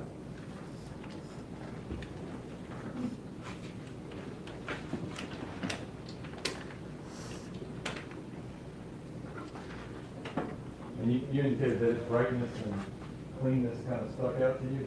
Yes, because it was like in pristine order. And it's just a stark contrast to everything else that you see down there. How everything is dead, like the leaves are dead, the grass is dead. Was there anything sitting on top of it when you saw it? No. You were the first person that found it, is that correct? Yes. Okay. And that's the way it was when you found it, correct? Yes. When you found it, what did you think? And what did you do? I thought we're not going to find the thing. We're not going to find it.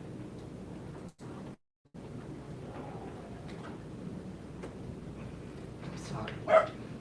Okay. And the process at that point is to do what? You call someone to tag the photograph and tag it? Yeah. As you can imagine, that was terrible.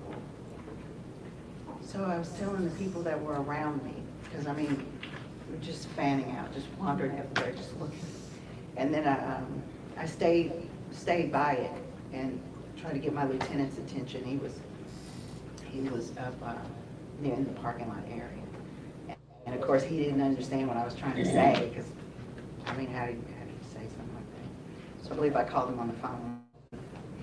And I just stayed there for a while. Okay. It was terrible. And that this information, your find, what you found out there on that boat ramp, did you relay that to Sergeants Boyd and Winbush, or was it relayed to them? It was relayed to them. I didn't tell them. Okay. Thank you. No further questions, please.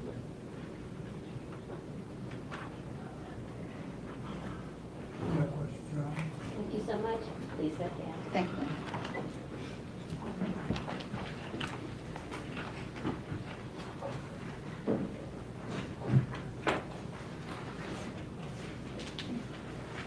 During the state calls Officer LaKendis Cole.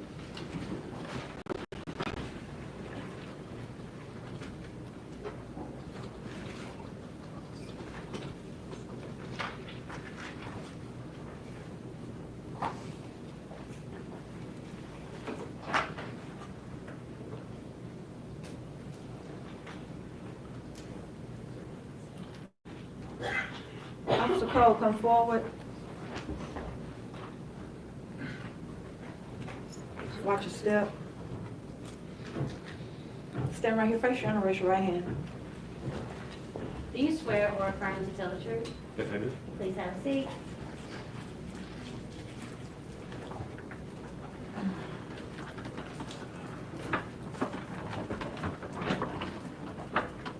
Would you please state and spell your name for the jury?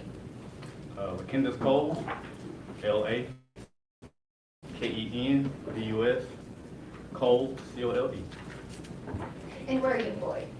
Memphis Police Department, And where are you assigned? Crime Scene Investigation Unit, How long have you been with crime scene? about 5 years. I want to take you back to February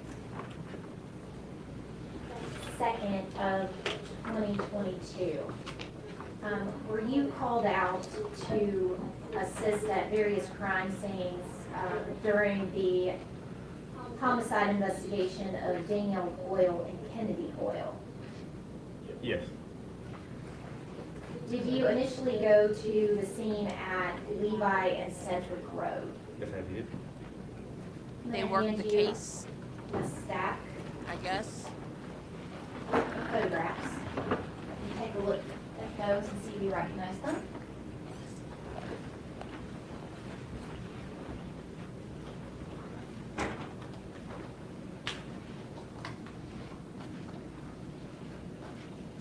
Yes, I do. Are those photographs that you took in the early morning of February 2nd, 2022 at Levi and Sedgwick? Yes. I'm going to ask that those be entered as the next exhibits, numbered sequentially, starting with 140.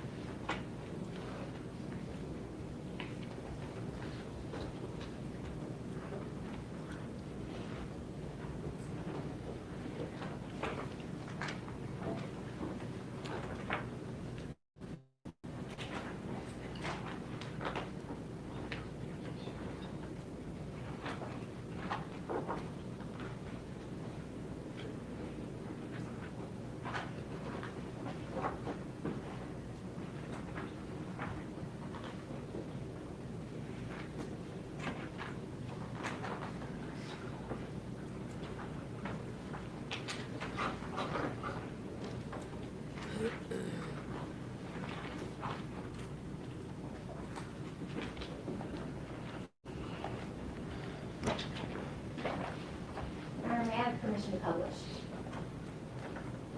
Go ahead, please.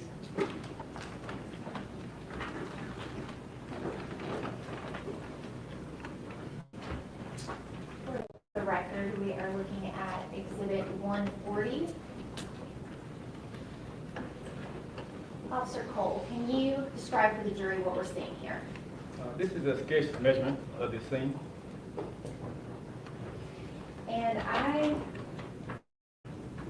seeing various numbers on here. What do those indicate? Those numbers represent placards on the scene. And is that how you mark, for a better term, things of interest Yes. to your investigation? Great.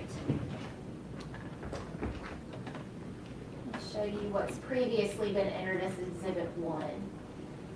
Do you recognize this photograph? Yes. And what are we seeing here? That's a gray Chevy Cruze located on Levi Road. And going to what's previously been entered as Exhibit 3. What do we see here? That's the same gray Chevy Cruze facing west in the eastbound lane of Levi Road. And Exhibit 4. That would be the passenger side of the Chevy Cruze. Exhibit 5. This would be the driver's side of the Chevy Cruze. The front driver glass busted out, and there appears to be a bullet defect, a possible bullet defect on the driver's side door. Okay, and we've moved to Exhibit 141. Is this a closer look at that driver's side window? Yes. And you said a possible bullet defect. Are we talking about this area right here?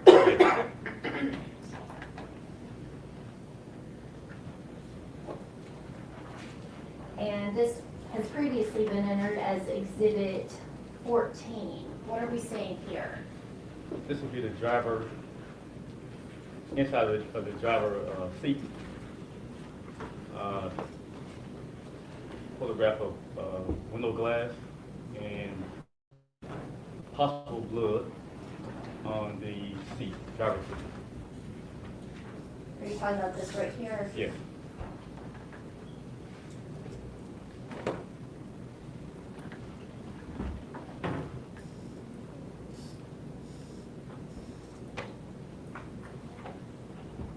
And now we're looking at Exhibit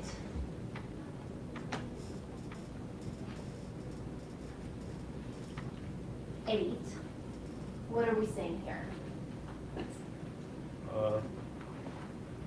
This is a female black victim laying face down on the ground on the south side of Levi. Her head is facing south and feet facing north. They've already showed these pictures. Why do we need to talk about this again and see these pictures again? We've already done Feet this. right here, Yes. and then she's, Isn't this what's called Yes. cumulative testimony? Isn't that a no-no? and Exhibit 8. Look at a closer up photo of the female victim. Wearing a black jacket, black shirt, and black gray sweatpants or pants. And this up here, is that water? Yes.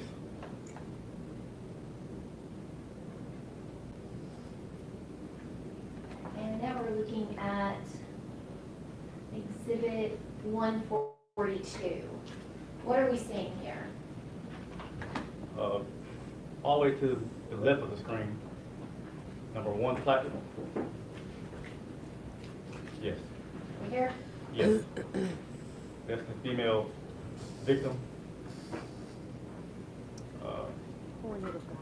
Head facing south, feet facing north. Black clothing with orange shoes. And we got placard number 2, which is the Chevy Cruze, just north of the victim. The vehicle is facing west. All right. In the eastbound lane. And also we've got placard number 3 and 10, those will be shell casings.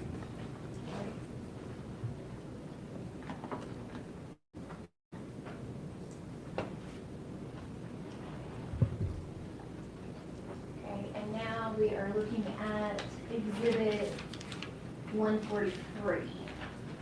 What is this showing? It's a different angle. The same female victim lying on the ground and Chevy Cruze just north of the victim. And 144. What are we seeing along here? Those are placards representing different various shell casings on the scene. And what is this right here? That's the gray Chevy Cruze. So these are across the street from the Chevy Cruze? Yes.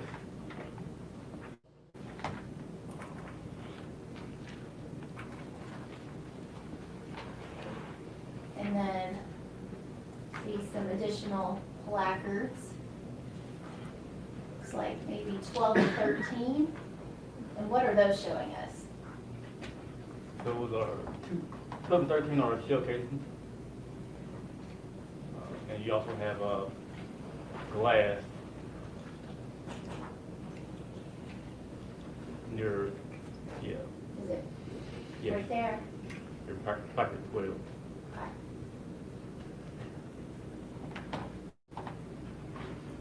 And going back to the diagram,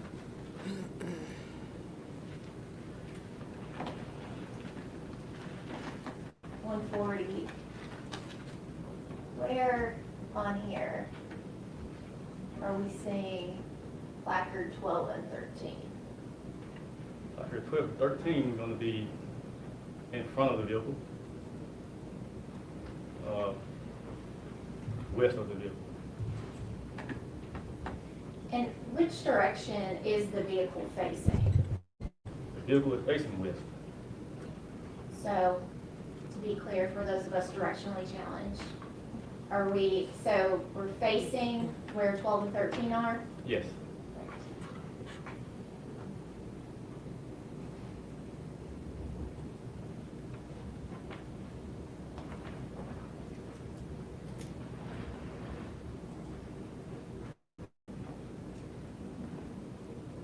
And what are we seeing in this photograph? It's a different angle of the placard 12 and 13 and the auto glass. And for the record, that's Exhibit 146. Now, Officer Cole, when when you were on the scene, did you collect some tangible items? Yes, yes, I did.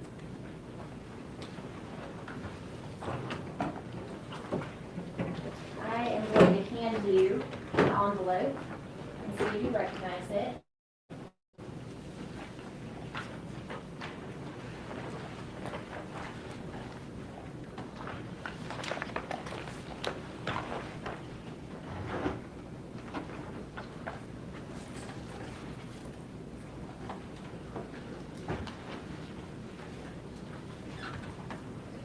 Do you recognize that item?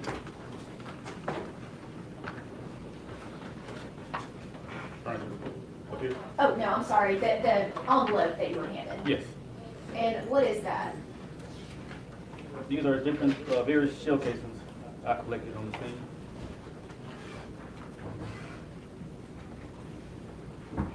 And to be clear, would you take a look inside the envelope?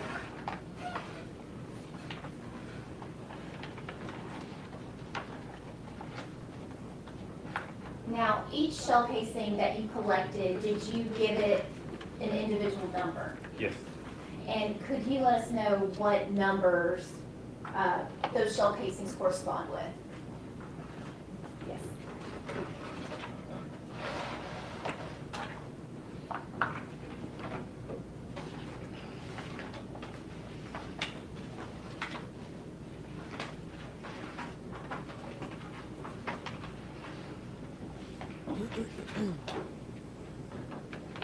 All right, evidence plaque number 3.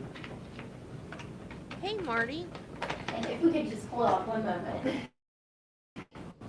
Okay, so what range of the shell casings does that envelope contain, the big one?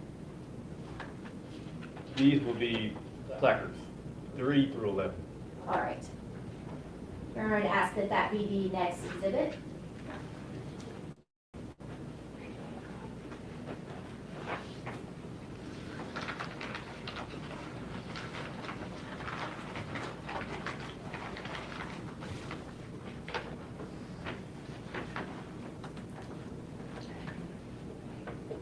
How many?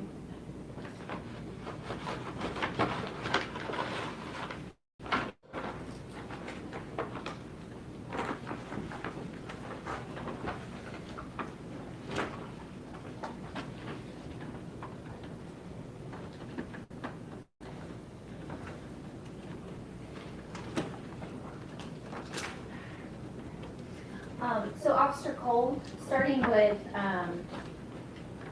shell casing 3, if you'll look in the envelope, can you show us shell casing number 3 and tell us what that is?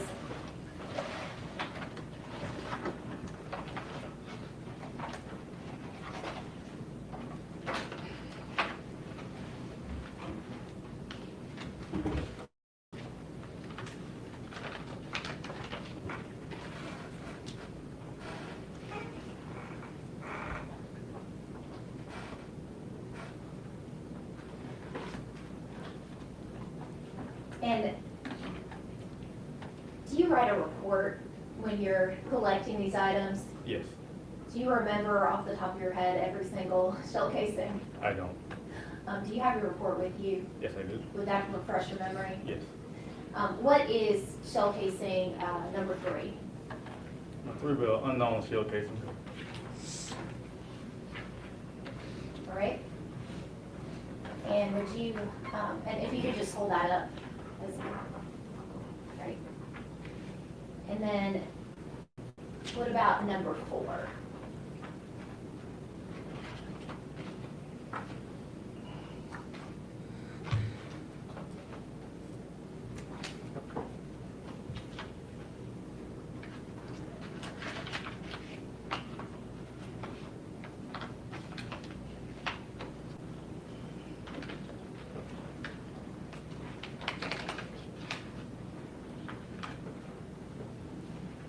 And what is that?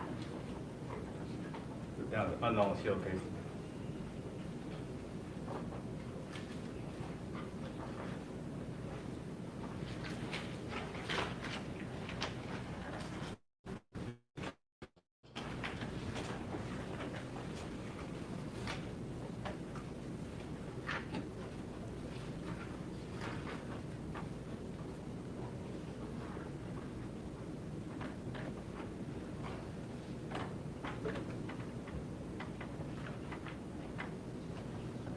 All right, and number 4?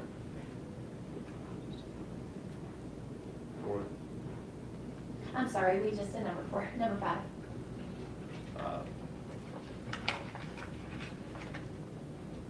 same unknown shell casing. Oh, this is so riveting. And number 6?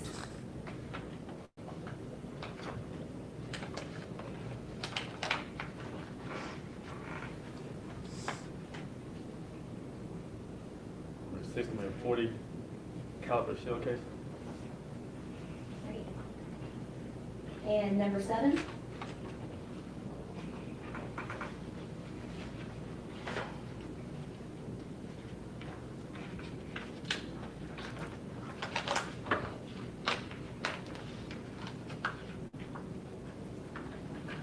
Same unknown shell casing. Number 8?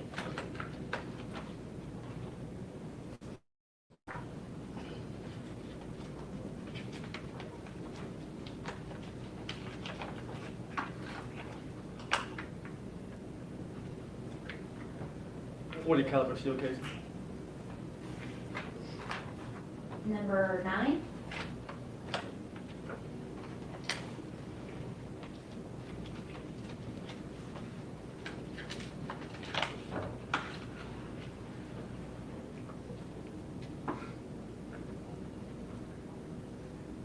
We have WMA 17 shell casing. Number 10?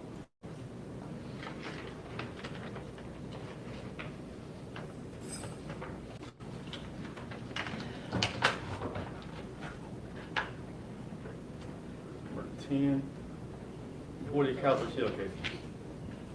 And number 11.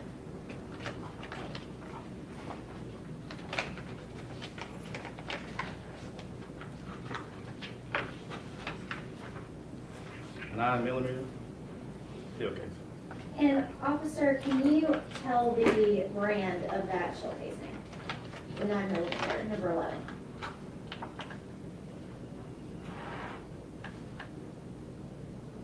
MXT. Now, are all of those shell casings 3 through 11 labeled on your diagram? Yes, it is. And so, looks like 3, 10, 14, and 11. Is that behind the Chevy Cruze? Yes. And then you have on the opposite side of the street, it looks like 4, 5, 6, 7, 8, and 9. Is that the additional shell casings? Yes. All right. Now, you identified a few of those as unknown. Why is that? Because we had, positively knew what type of shell casing it was, And why wouldn't you be able to identify it? of the markings. All right. So there just wasn't enough to identify it? Yes. And then I'm going to hand you another item, see if you recognize it. We live near a dairy. Do you recognize that item? Yes, I do. And are those shell casings corresponding to placards 12 and 13? Yes. All right, ask that those be the next exhibit.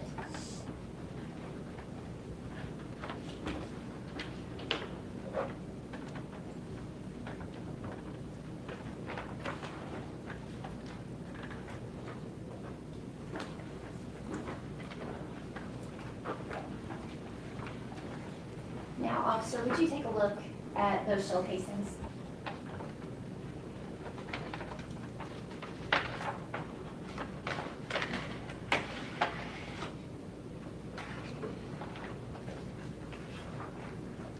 What caliber are they?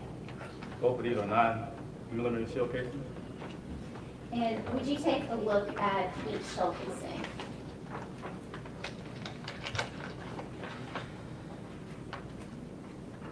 Okay, which one are you looking at right now?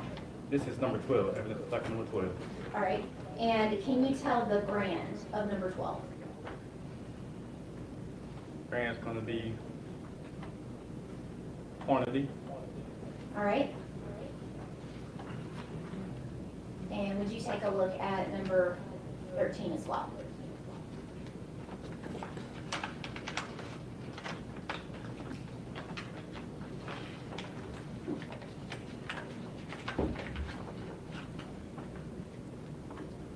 And can you see the brand on that one? It's also Hornady. And to be clear, that 9mm Hornady casing, the two of those are up here, 12 and 13 in front of the Chevy Cruze Yes, in front of the vehicle. with some glass. Yes.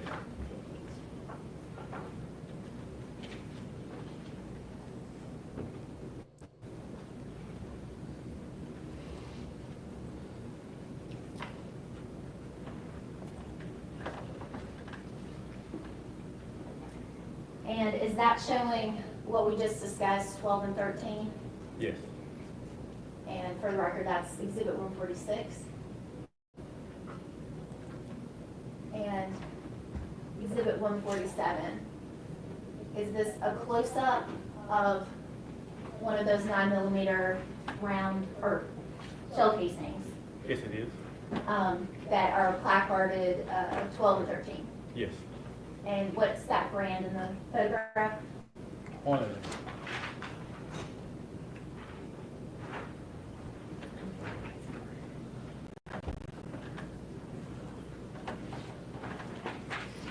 Now, Officer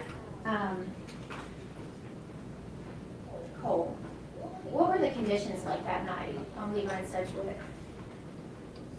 The area is very dark.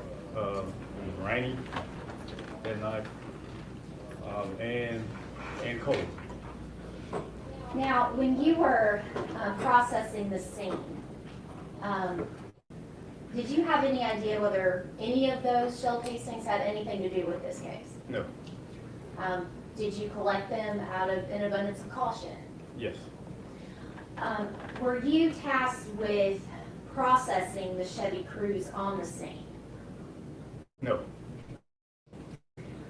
Did you search the Chevy Cruze on the scene? No.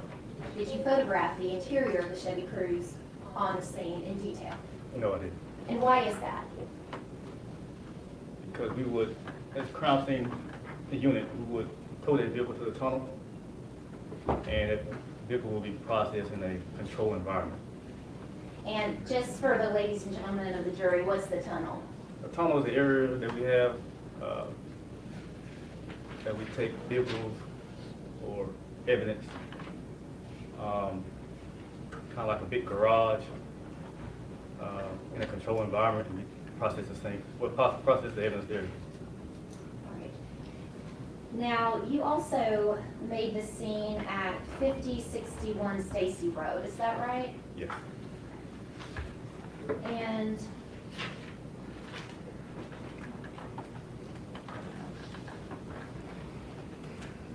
I'm going to hand you a stack of photographs and see if you recognize them.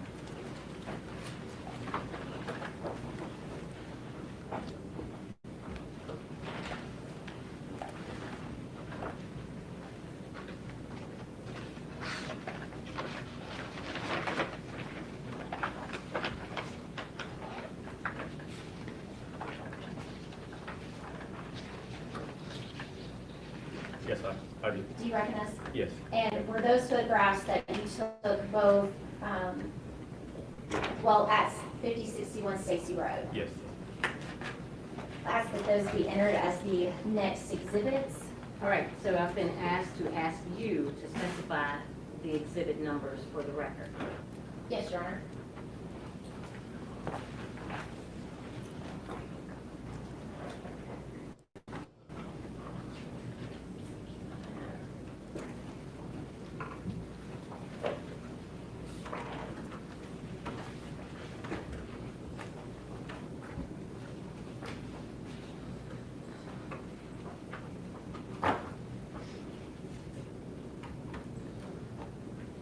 And Judge, start with exhibit 149. No. That's where we're having problems. We have 149 as the last shelf casing. I think somewhere around 141, 148. May have been a hiccup. Oh, I'm sorry, Judge, this actually should start with 150. The first set of casing should be 148, and the second set of casing should be 149. And this should start with 150. I can go through individually, Your Honor. As long as we're all on the same page. As well as this stuff goes back with the jury.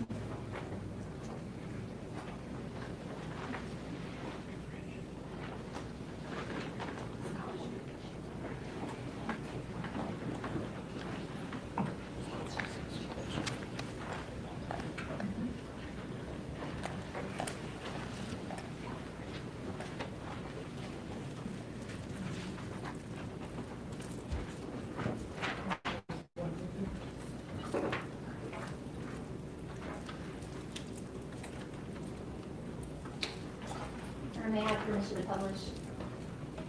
Exhibit 150. Judge, I'll be showing him some exhibits that have already been entered. Okay.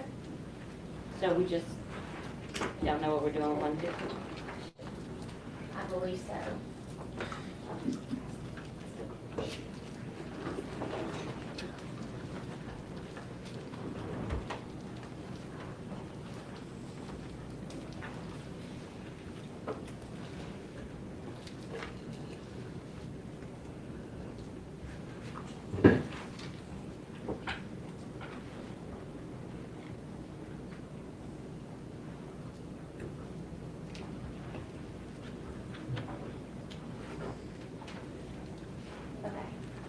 Officer Cole, this has previously been entered as Exhibit 67. What are we seeing in this photograph? This is 5061 Stacy. And previously entered Exhibit 68. What are we seeing here? Taco number 1, the white Chevy Malibu. And were you tasked with searching that Chevy Malibu? Yes. Did they have to put the placard on the car? And what are we seeing in this photograph? This would be placard number 2, which will be the black and white Adidas slides inside the trunk. And for the record, this is Exhibit 151.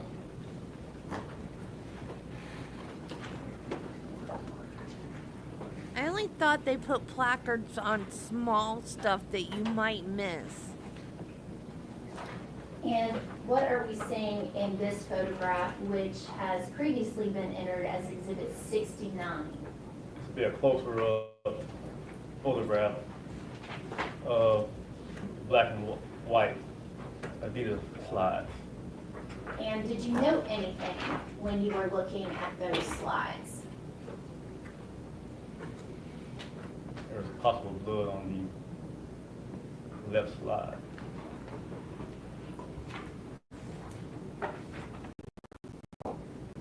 And now we're looking at what's previously been entered as Exhibit 70. What are we seeing in this photograph? Placard number 3, which is a black gun holster located in the center console. And are we still in the white Chevy Malibu? Yes.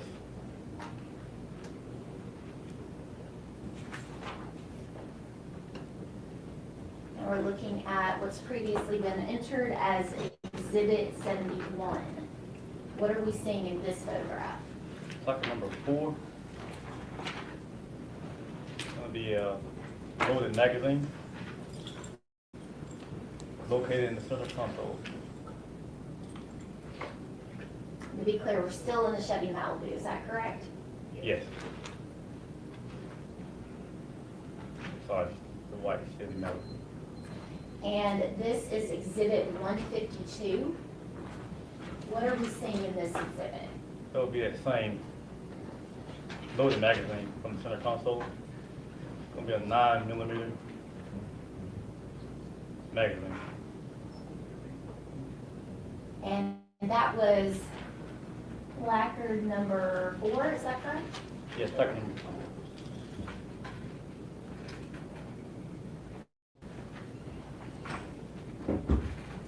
And now we're looking at photograph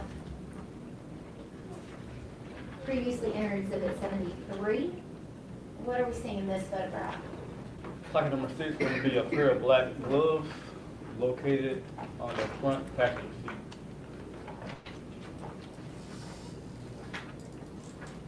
And previously entered Exhibit 74. Are we seeing a closer view? Yes, a closer view of that same placard. A pair of black gloves. Also, there's a piece of like shrubbery on the right glove. Are you talking about this right here? Yes.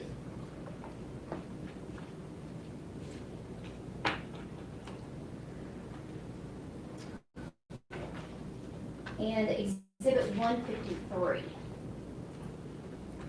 What is that a photograph of? That's a photograph of the inside of the white Chevy Malibu. Now, is there an ID in there? Yes, there was an ID hanging from the river mirror. And whose ID does that say it is? Brandon Isabelle.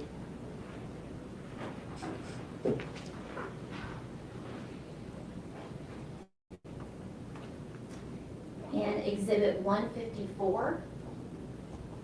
What are we seeing here? That'll be the front of the white Chevy Malibu.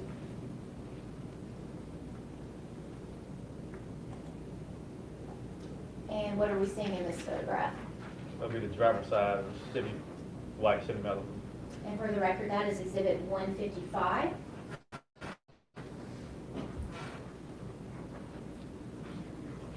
Now, Officer Cole, when you were going through the white Chevy Malibu, did you actually collect some tangible items? Yes.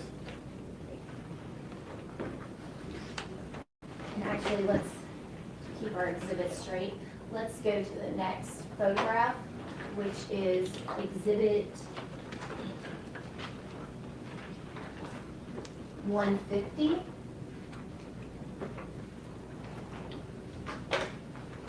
What is that a photograph of? Photograph of the address.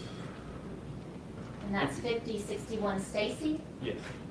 And did you actually, pursuant to a search warrant, go into the house at 5061 Stacy? Yes, I did.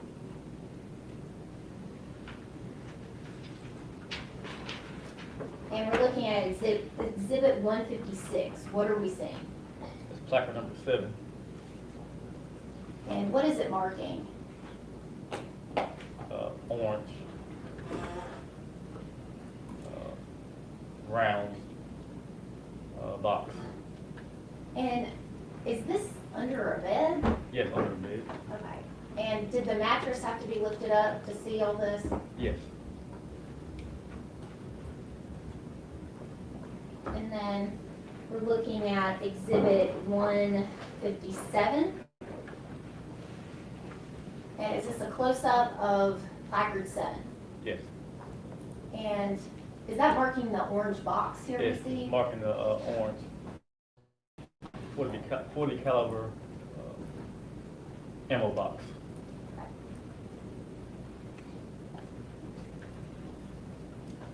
And exhibit 158, what is that photograph of? It is a box, 40 caliber Smith & Wesson gun box. And was that found under the bed as well? Yes.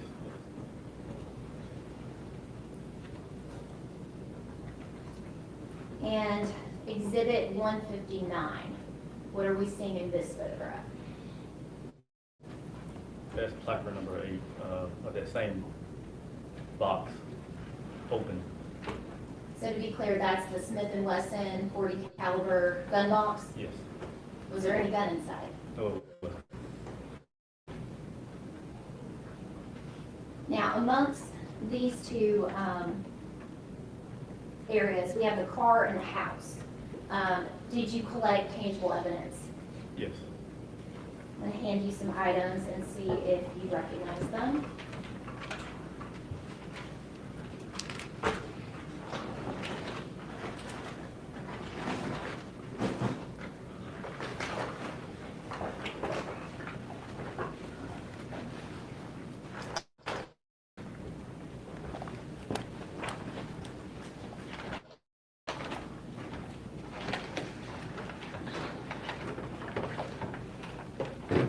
Do you recognize that item? Yes. And what is that? These are the black and white Adidas slides.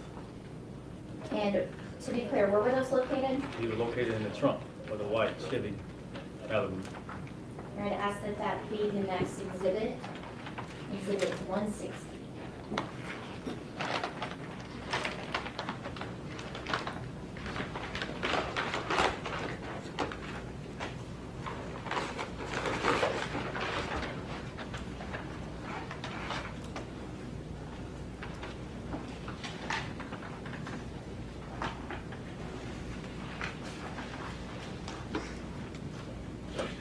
Hand you another item. Let's see if you recognize it.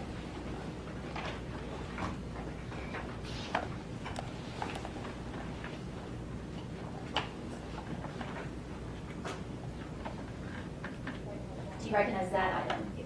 Yes. And what is that? This is the black gun holster. And is that the holster that you collected from the center console of the white Chevy Malibu? Yes. All right, ask that that be entered as exhibit 161.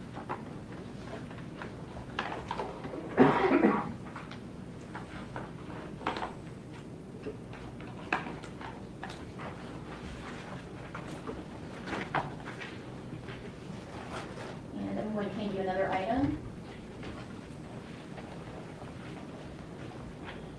See if you recognize it.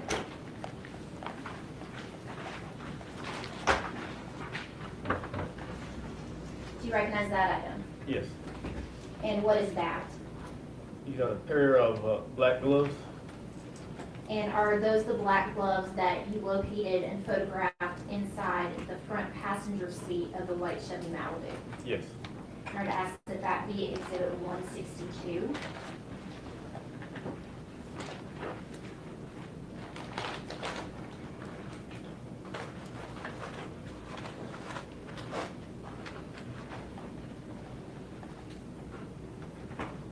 Now, Officer Cole, could you take a look at exhibit 160, the Adidas slides? And could you open that for us?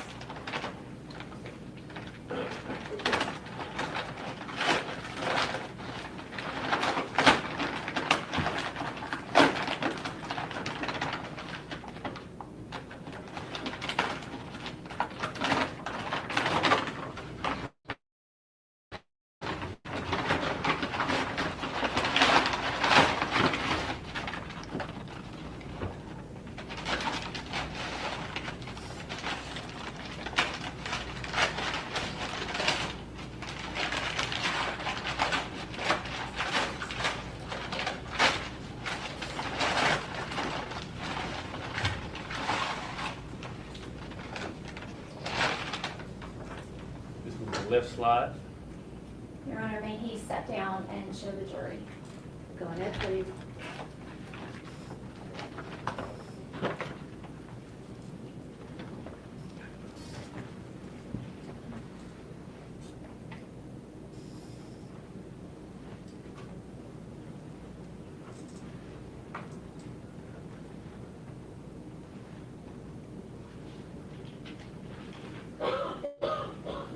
Thank you, officer.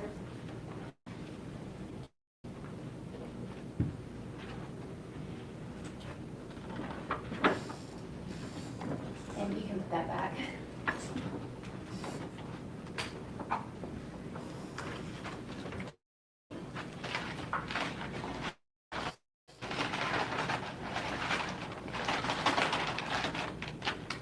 And is there a second bag in there? Yes. You can open that up and just hold it up.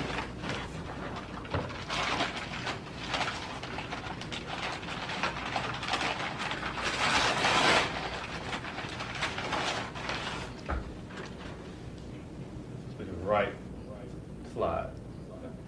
Thank you, officer.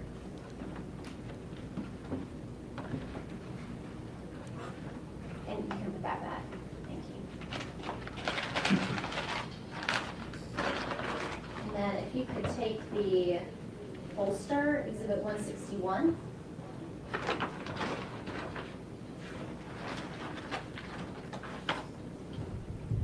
I don't And if you could take that out understand. of the envelope and show it to the jury.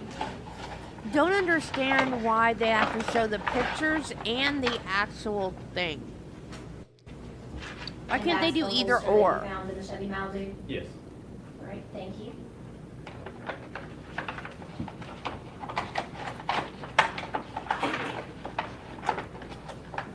Or at least show the pictures and then let them And just then take the exhibit real one back in the jury room with them. 162, the gloves, could you please show those to the jury? Seems like a waste of time.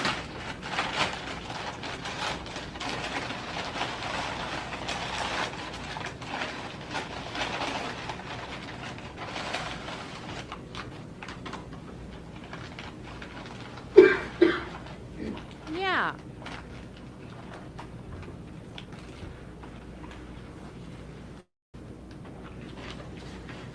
If you could hold those up.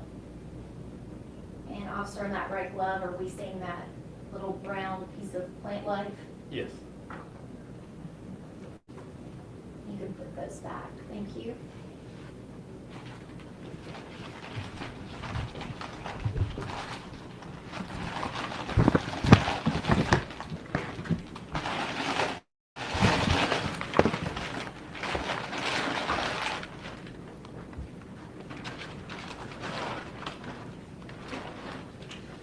Officer Cole, I'm gonna pass you an exhibit that was entered as exhibit 36 for ID only.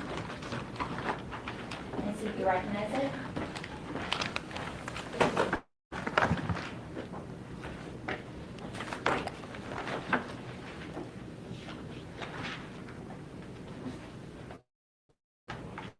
Do you recognize that item? Yes. And what is that? It's just a black magazine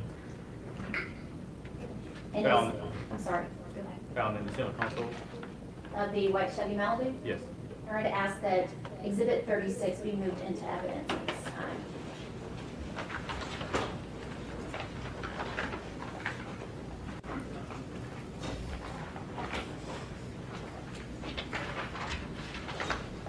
And Officer Cole, if you could take that out of the envelope, please.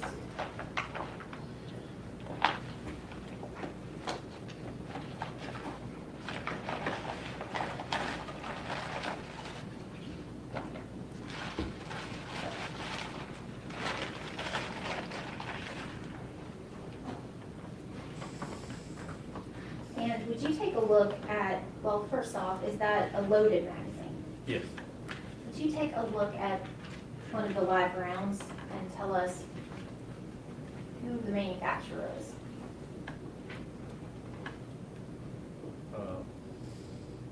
Okay. Yes.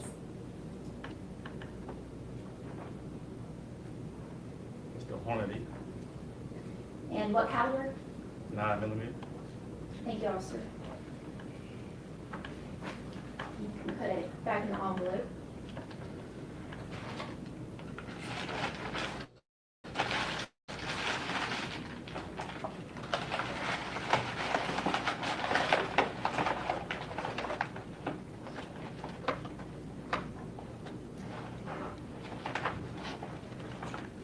Now, did you go to a third crime scene?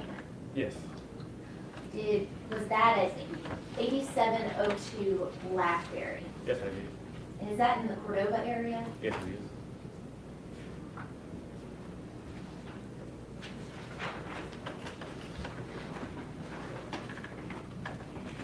And they hand you a stack of photographs. If you could keep them in the same order. These would start number. Bailo's getting her steps in today.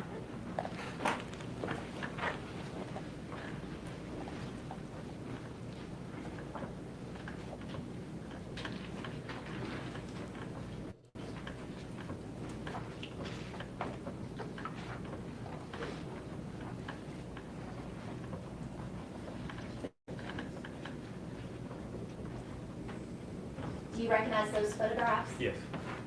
And are those photographs that you took at 8702 Blackberry? Yes, it is. I'm going to ask if those photographs be entered as the next exhibit, starting with 163.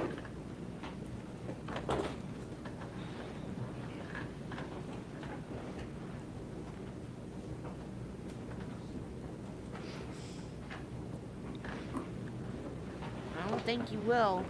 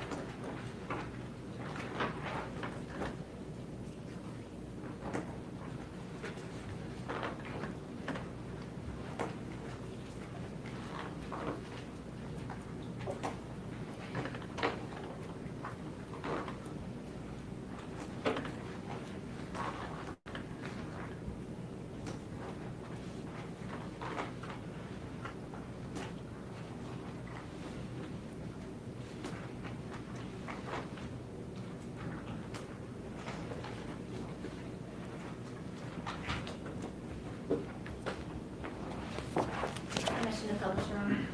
Go ahead, please.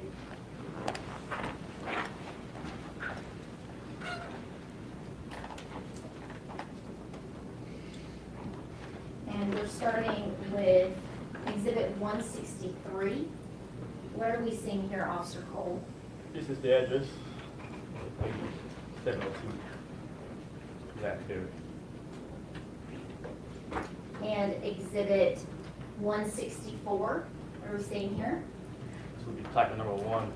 The greatest Kia Soul parking driveway.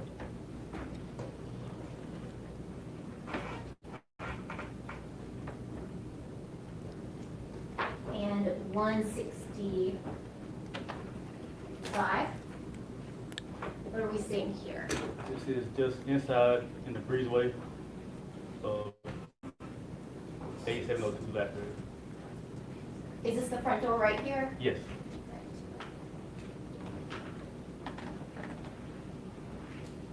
And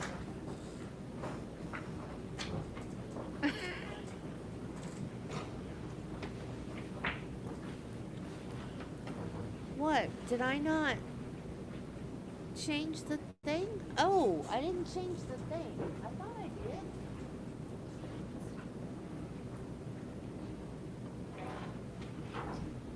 this is 167. What are we seeing here?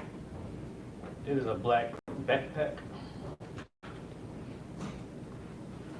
located in the breezeway, just inside of the front door.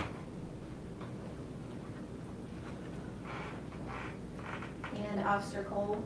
I'm gonna have to go a little old school on exhibit 166. Do you recognize this photograph? Yes. What is that a photograph of? Placard number 2 is gonna be that black, same black backpack.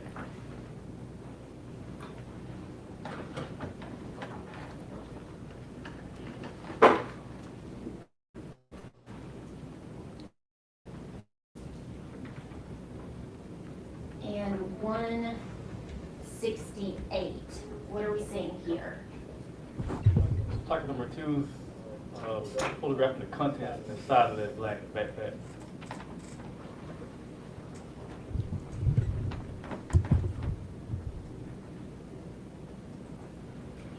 And exhibit 169. What are we seeing here? Smith and Wesson. Whose 40 house caliber is this? Handgun. And did that come from that black backpack that you marked with placard number 2? Yes. Excuse me, I'd have you please approach.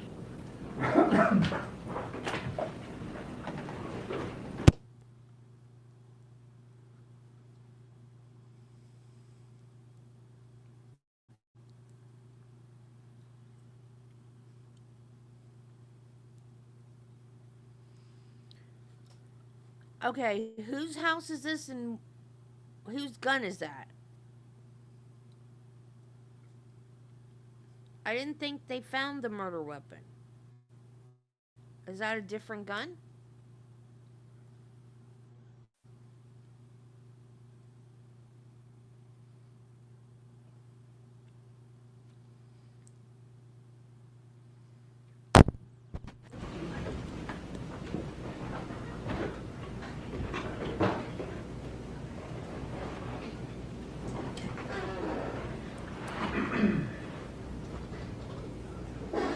And exhibit 170. What are we seeing here? That's going to be inside of a closet, inside of the door, bedroom upstairs. And were you directed to that particular bedroom by other officers? Yes, I was. And if we zoom in, have you put another placard out? Yes, placard number 6. And what is that indicating? That's a black gun box in the closet. Now this is exhibit 171. Is this the black gun box from that closet? Yes, it is.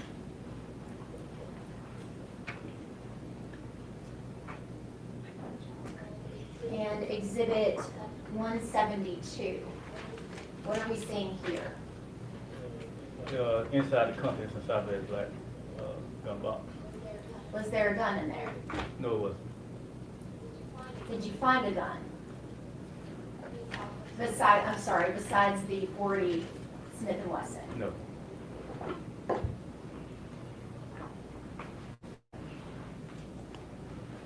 And exhibit 173. What are we seeing here? That's going to be upstairs in that same bedroom closet. Placard number 3 and 4. It'd be 4 and 5, Well, maybe? 4 and 5, I'm sorry. 4 and 5. 4 is going to be that black and white jacket. And 5 is going to be that black and I guess bluish or greenish jacket. And were you directed to those items by other officers involved in the investigation? Yes, I was. Now, did you actually collect some physical items? Yes.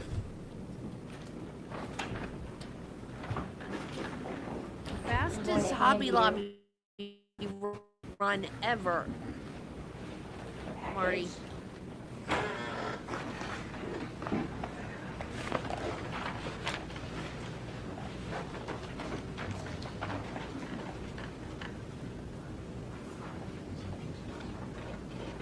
Now, Officer Cole, are those items that you collected from 8702 Blackberry? Yes. And is one of those items what appears to be a bluish jacket, placard number 5? Yes. Do you open that package, and are those individually wrapped inside the package? Let's see. If you can open it up.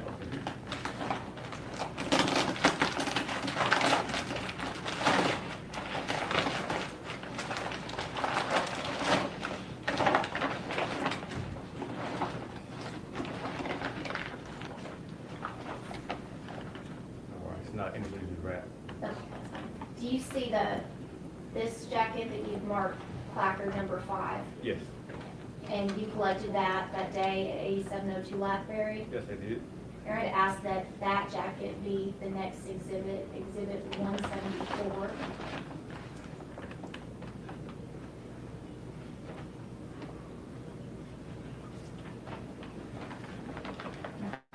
If you want to hold that jacket out and leave.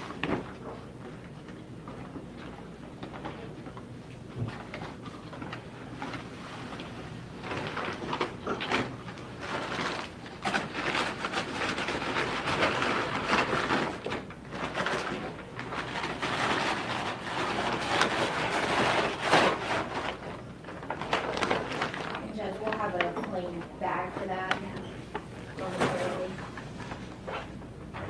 But if we could enter that as 174. And Your Honor, may Officer Cole show that to the jury? Officer Cole, will you please show that to the jury?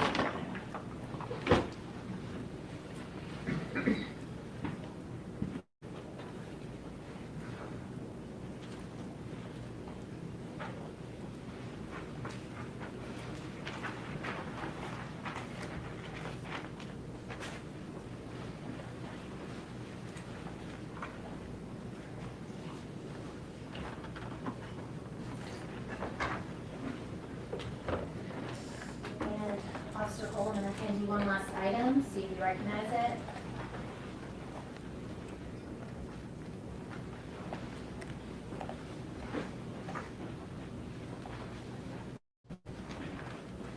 Do you recognize that item? Yes, I do.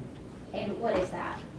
This is the black gun box located in the upstairs bedroom closet.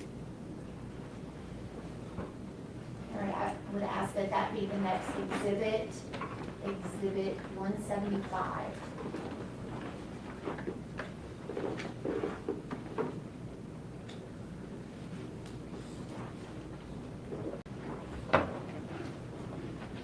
Now, Officer Cole, there are quite a few labels on the outside of that gun box. What does that indicate?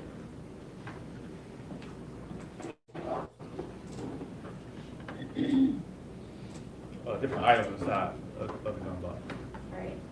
And that label, does it say Stacy Road on it? It does. Is that correct? No. And just to be clear, where did you collect that gun box? 8072 Lathbury. And that is what you photographed? Yes.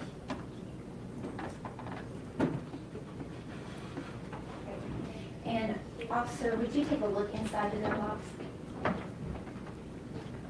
The lockbox. And what's in that? There's gun items and 2 magazines. And what kind of magazines are those? Both of those are 9mm magazines. Hold those up.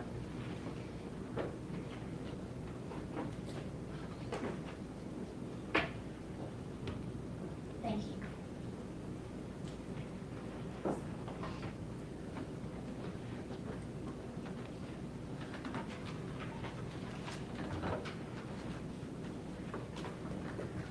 Do the magazines indicate what brand they are?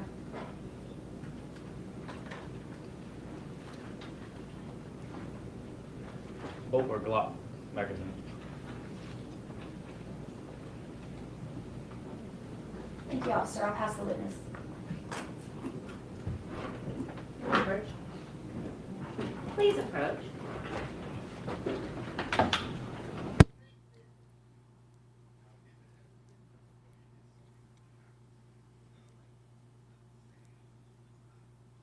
What was for? Marty, it never matters whether or not you have the color already. Same with But I'm yours. being asked for a bio break. Could anyone use one? Deputy Johnson? Excuse me, All right, so it's 3:14. Like Biggin says. Come back at 3:24. Hustle, hustle.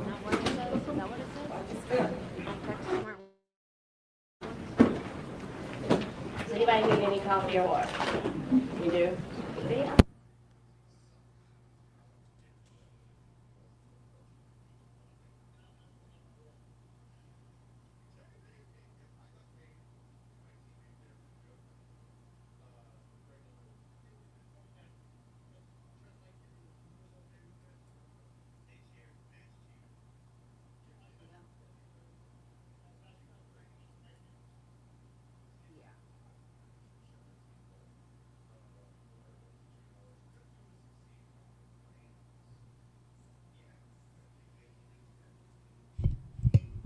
Did he know? Michelle's question. Can't remember now. My days are running together. Can't remember if it was today or yesterday. About if it had been a boy.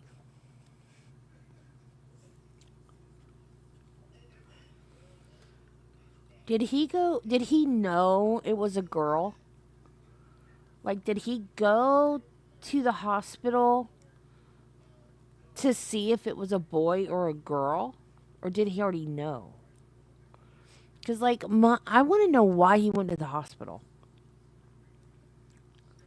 That was today? Okay. Like, did he go to the hospital? Why did he go? Was it, like, one... Like, was it an FU to her mom? Like, well, I'm going, so you can't go. Or was it to... I mean, you can't get rid of the baby while you're having it, so... It couldn't have been to talk her out of having the baby because it was too late then, so... I don't get it. Why did he go to the hospital? I just don't get that. If he didn't want the baby, why didn't he just say, F you, I'm not going to the hospital. I don't want this kid. I don't want anything to do with you. I want to start a new life with Artesia. Leave me alone. I don't understand why.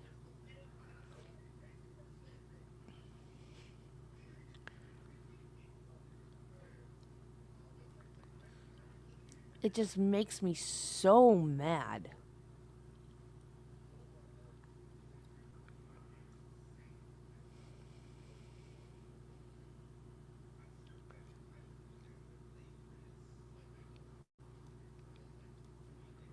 And I thought that, I know I said this before, but I thought this would be the same as the last trial we just did, but it's so not. Because just the thought of him throwing that baby in the river, just every time I think about it, I just want to cry.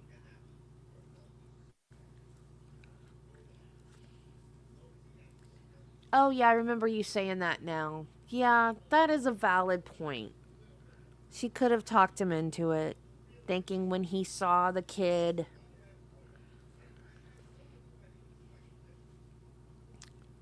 That is a very, very valid point. It is so horrific. I cannot imagine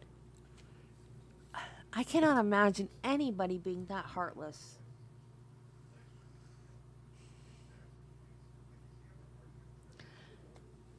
How can anybody be that heartless?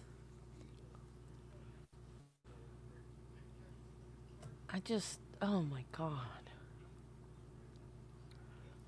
We're never doing another case like this again, y'all, because I can't take it. If I don't laugh, I'll cry.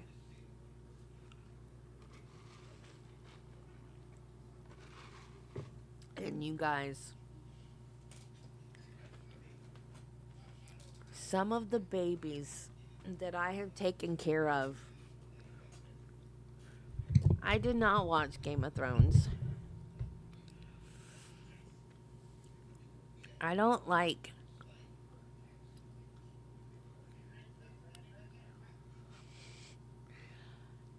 I don't.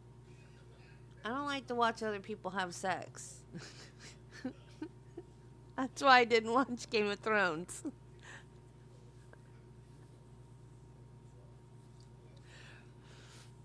You can imply all you want, but I don't want to watch it.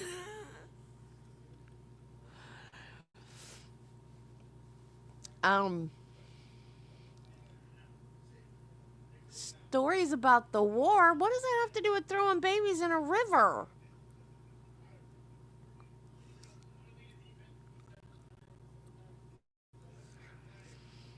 Some of the babies I've taken care of that were born with facial deformities and other things, and these parents love those babies so much. Like, you have no idea. Some parents of special needs kids are the best parents in the world, you guys.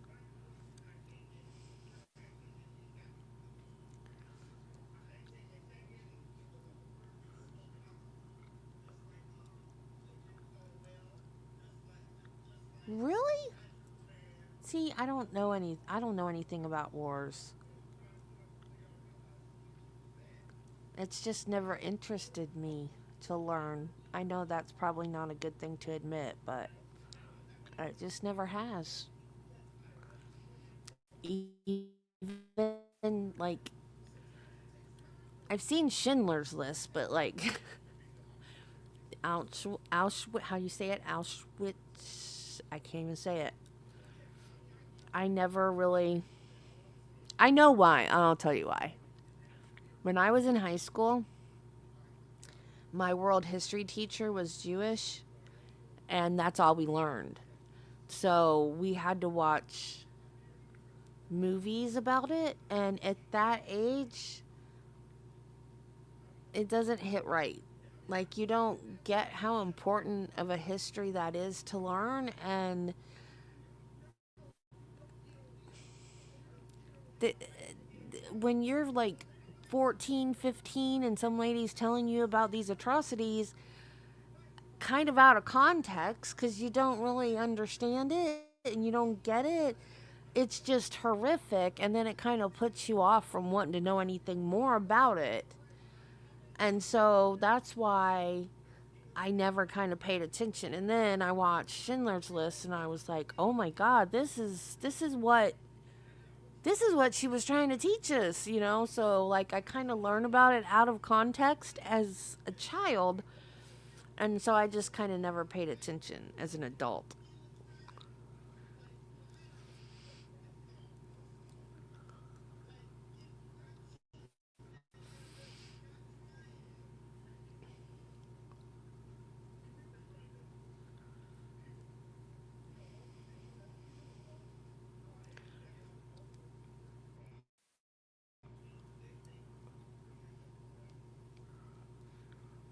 I just don't.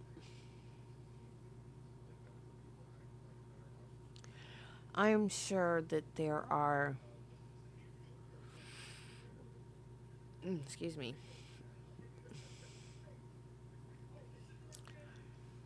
I'm sure there were probably periods of time where there were babies with disabilities, maybe, that were not treated well.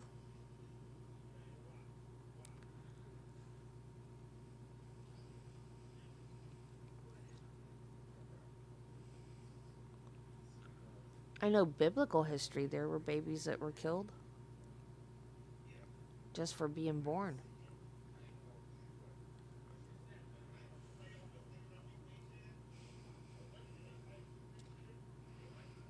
I keep thinking about Moses. Moses was put in a river, but he was put in a basket. He wasn't just thrown in to die.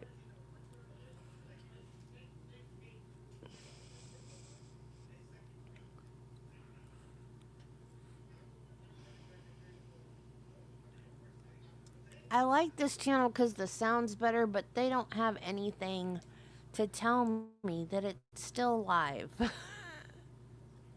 With my track record, I could be paused and not know it.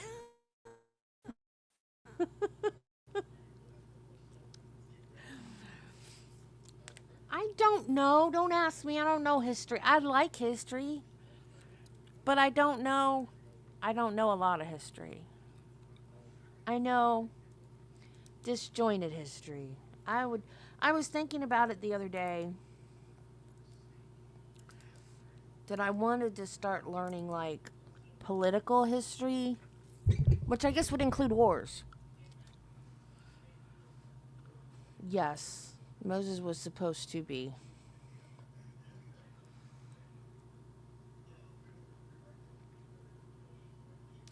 King Herod killed babies because of Jesus.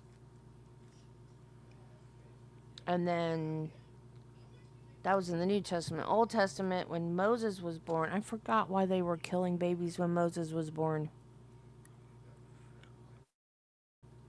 See, I know my Bible and I've even forgotten that. It was firstborn. I got chemo brain, y'all. I can't remember little details like that anymore. But what was I watching the other day? I was watching something and somebody was talking about like political history stuff, and I was like, I never heard any of that. None of it. I really need to learn it.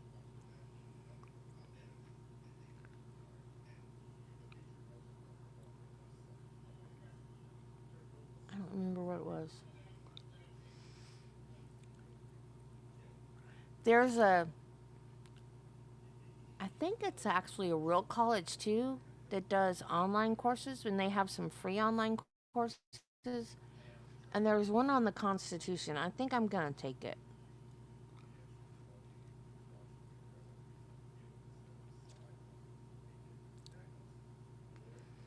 Because I really need to learn stuff like that. And was it supposed to be because of Moses? That's why he was killing the firstborns? I don't know. I gotta reread my Bible. I ordered a thing. It was like to read the whole Bible in a year, but it was divided by, instead of by books of the Bible, it was divided by topic. Like if you wanted verses about peace or verses about anxiety or verses about, I don't know. Like it was divided by topic. And I ordered it, and I still haven't got it, and I think I got scammed.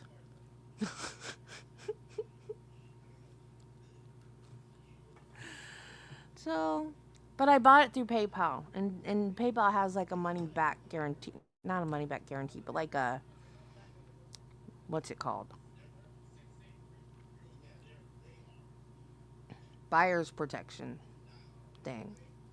So if I don't get it, I'm just going to say, look, PayPal, I never got this. Give me my money back.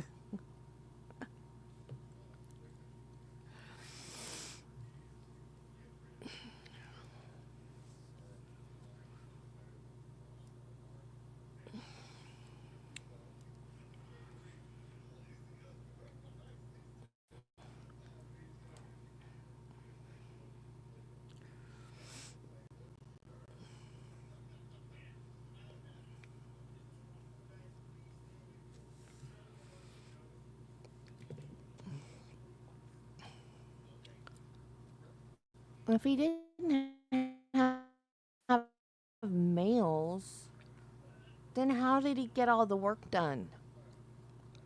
I got my Bible. Y'all, now you're going to make me go back and reread Exodus.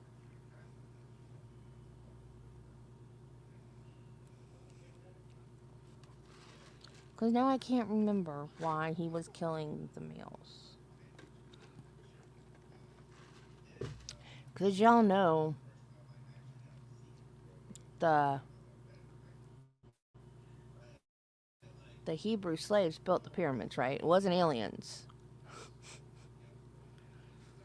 Joseph's dreams, that was later. I can tell you about Joseph. I love the story of Joseph.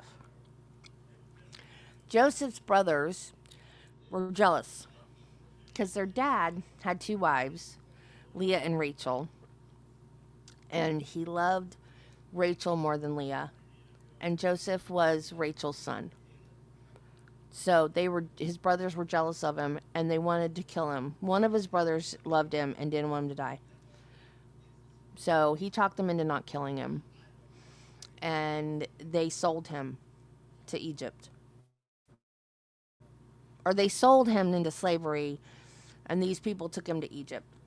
And what they did was they took his coat of many colors, Joseph's coat of many colors that his dad had made for him, and they smeared it with blood, and they told him that he had been eaten, I think, by a lion. I don't know. Anyway, so why do you hate this story? I love this story. So Joseph I guess I'm not going to be able to tell it because Judge is back. This is a good story. This is one of my favorite stories. God took something horrible and saved the horrible people that did it to him.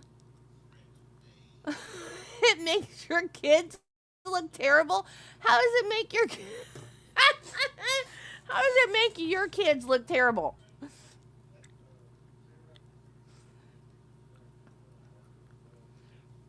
Right. Your name's Leah. Oh, I'm so sorry.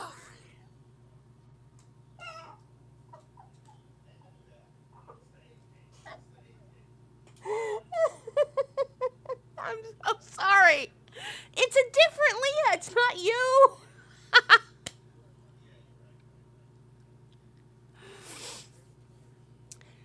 Yeah, Judy, that was Jesus. That was the other time. But Moses, I can't remember why he wanted the males killed, the firstborn males killed.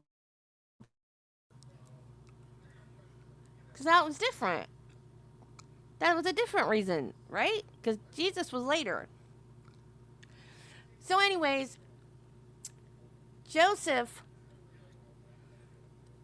got put in jail in Egypt because he worked for Potiphar, and Potiphar's wife wanted to have sex with Joseph. And he kept refusing. No, your husband has put me in charge. He loves me. He trusts me with his house and management of his house, and he's given me everything I've ever asked for. You're his wife. I'm not touching you. So he ran out of the house from her. She grabbed his coat. He undressed and tried to grape her. And so they threw him in prison. So 2 people in Pharaoh's court had a dream. They got thrown into prison with Jacob. And Jacob interpreted their dreams. I forgot why they got thrown in jail. So Jacob interpreted their dreams. They got out of jail, went back to Pharaoh, told them their dreams, and the dreams came true. And one was a bad dream, one was a good dream. One of them got killed. So the one that lived, Joseph said, so Joseph predicted all this, that one would get killed, one would live and be exalted. And he said, remember to tell Pharaoh that I interpreted your dreams and I predicted this. And he didn't tell Pharaoh. So he stayed in jail. So years down the line, he remembers, oh, I forgot to tell you. So the prediction was about a famine. So Joseph got put in charge of, so the Pharaoh had a dream about this famine. Joseph interpreted his dream. He got put in charge of the food stores and saved everybody from dying from this famine. So then his family that sold him into slavery comes begging for food, and they don't recognize him. and he ends up providing them food and saving them from starvation. And then all of a sudden he's like, ta-da, I'm Joseph. It's a fantastic story. Go ahead, Mr. Massey. That was not all of it. That was paraphrased. But y'all read it. It's great. Good afternoon, Mr. Cole. Let me pass you up what has previously been marked as Exhibit 176 from the house at Lathbury. Is that the one that you took a photo of? Yes. Hole in the wall? And Exhibit 177, if I may pass this forward. Excuse me. Yes, 177. That's weird. A I gotta line reread back. that. Close-up of it. That was the one that's in the hall as you went, turn left from the door, right? Yes. And lastly, Exhibit 178. Closer up picture of that table. Right? Yes. All right. I have this back. Thank you. Permission to publish, please? Yes, sir. All three? All three at the same time? Yes. No, there you go. Individually is fine.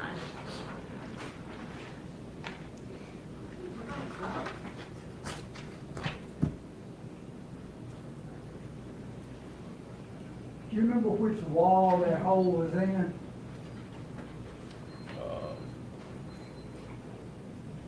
Did they Not show really. that Can I yet? put my notes? Sure. Oh, it was just the Israelites. Okay, that's right.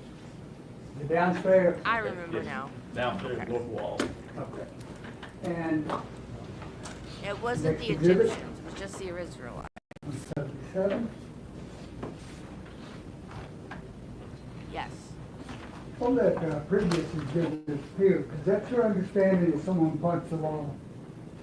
Not Remember? Did you? Objection calls for speculation. That's fine. It's the same. Quick on.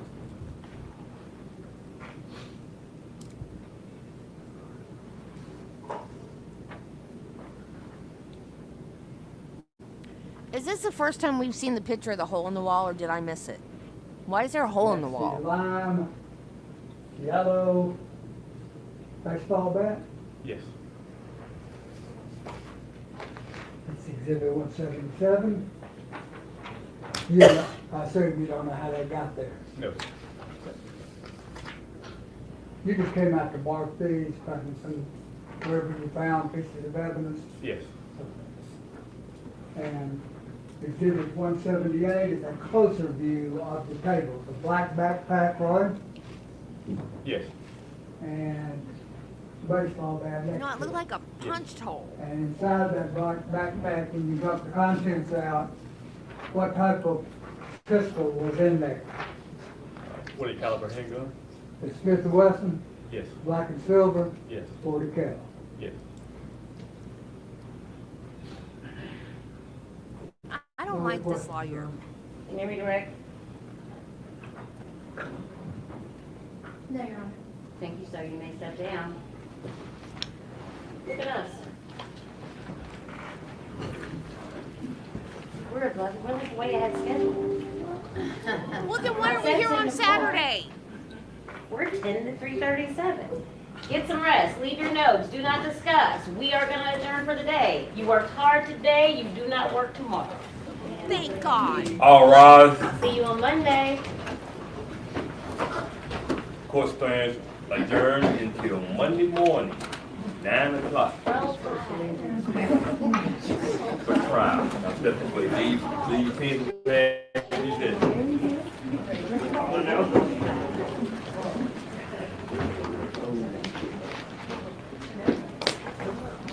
All right. I'll see you guys Monday, 9 o'clock. I'm sure somewhere.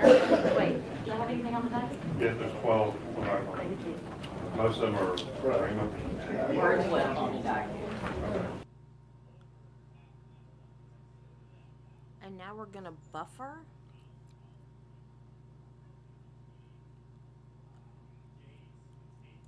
Why are we buffering? I guess that means we're done. Raymond. Words well on the docket. Oh well, whatever. I don't care. Yep, we're done. Okay.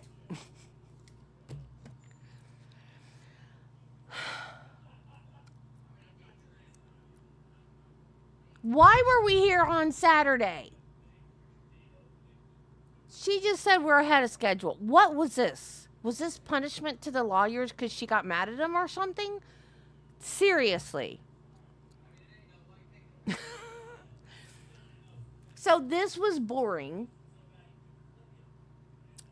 The testimony this morning, I would have really liked for them to have elaborated a little more, because I missed the part. I guess maybe they didn't explain it that way earlier in the week about, I heard the part about he got a text message from Danielle's brother when he was with Artesia. Well, the sound was really bad too when she was on the stand, that he got a text message from Danielle's brother and they went back to his parents' house. But I don't remember them saying that they called the police. But that cop said he got called because he was getting death threats from an ex-girlfriend's brother. I don't remember hearing anything about death threats until that cop was on the stand today. Do you guys remember hearing about death threats? I'm like, wait a minute. They called the cops on themselves. And a cop went out there. And then Danielle's dad shows up crying because he can't find his daughter. Yeah, I don't think he's very smart. Who calls the cops after they've shot a woman and thrown the baby away?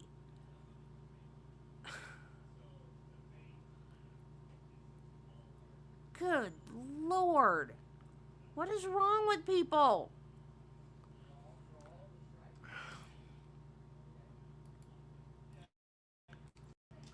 What I wanted to do was redirect you guys to my friend's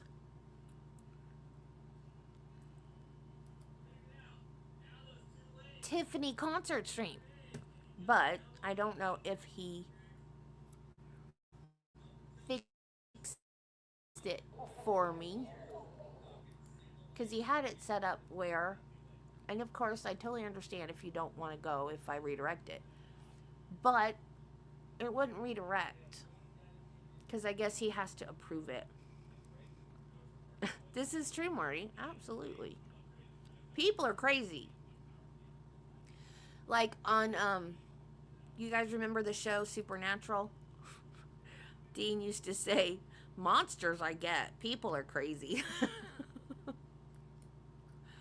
Like, yeah, absolutely. Let me see if he fixed it or put me on the special list or whatever he has to do. Because I want to see Tiffany. I hope she's fat and ugly.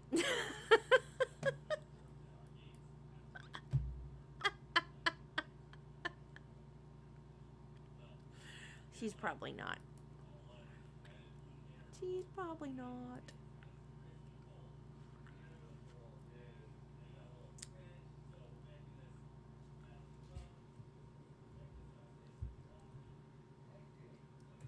Oh, that's the wrong keyboard. That won't work. No, I don't think he did. I don't see it. No, he didn't. Oh, well. Okay. Well, I guess I'll see you guys Monday. I know. If you guys want to watch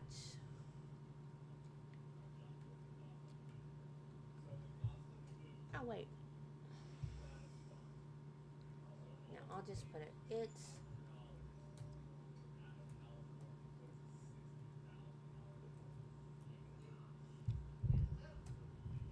There's the name of his channel. If you want to watch Tiffany. Her show should start about 6, around 6. And she's going to be at Epcot, so. Yes, thank you guys for the company today. Since I got to do gavel to gavel, so I had to be here. So thank you guys for being here with me. Oh, that'd be nice, Marty. We like it when you're here.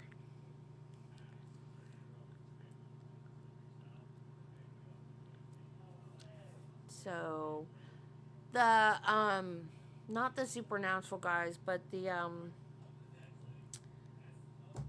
Vampire Diary guys are going to be in, can't remember if it's Ocala or Orlando. Close to me somewhere. But I don't think I can do those kind of conventions anymore because of my back.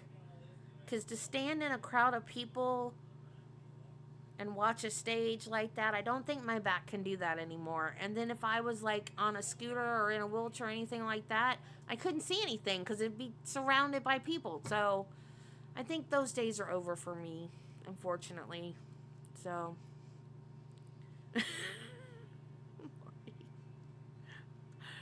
Okay, guys, I will see you Monday morning. Have a great Sunday. And remember, be kind to people, love your family, and Jesus loves you, and so do I. Bye. Thank you so much for keeping me company today, guys.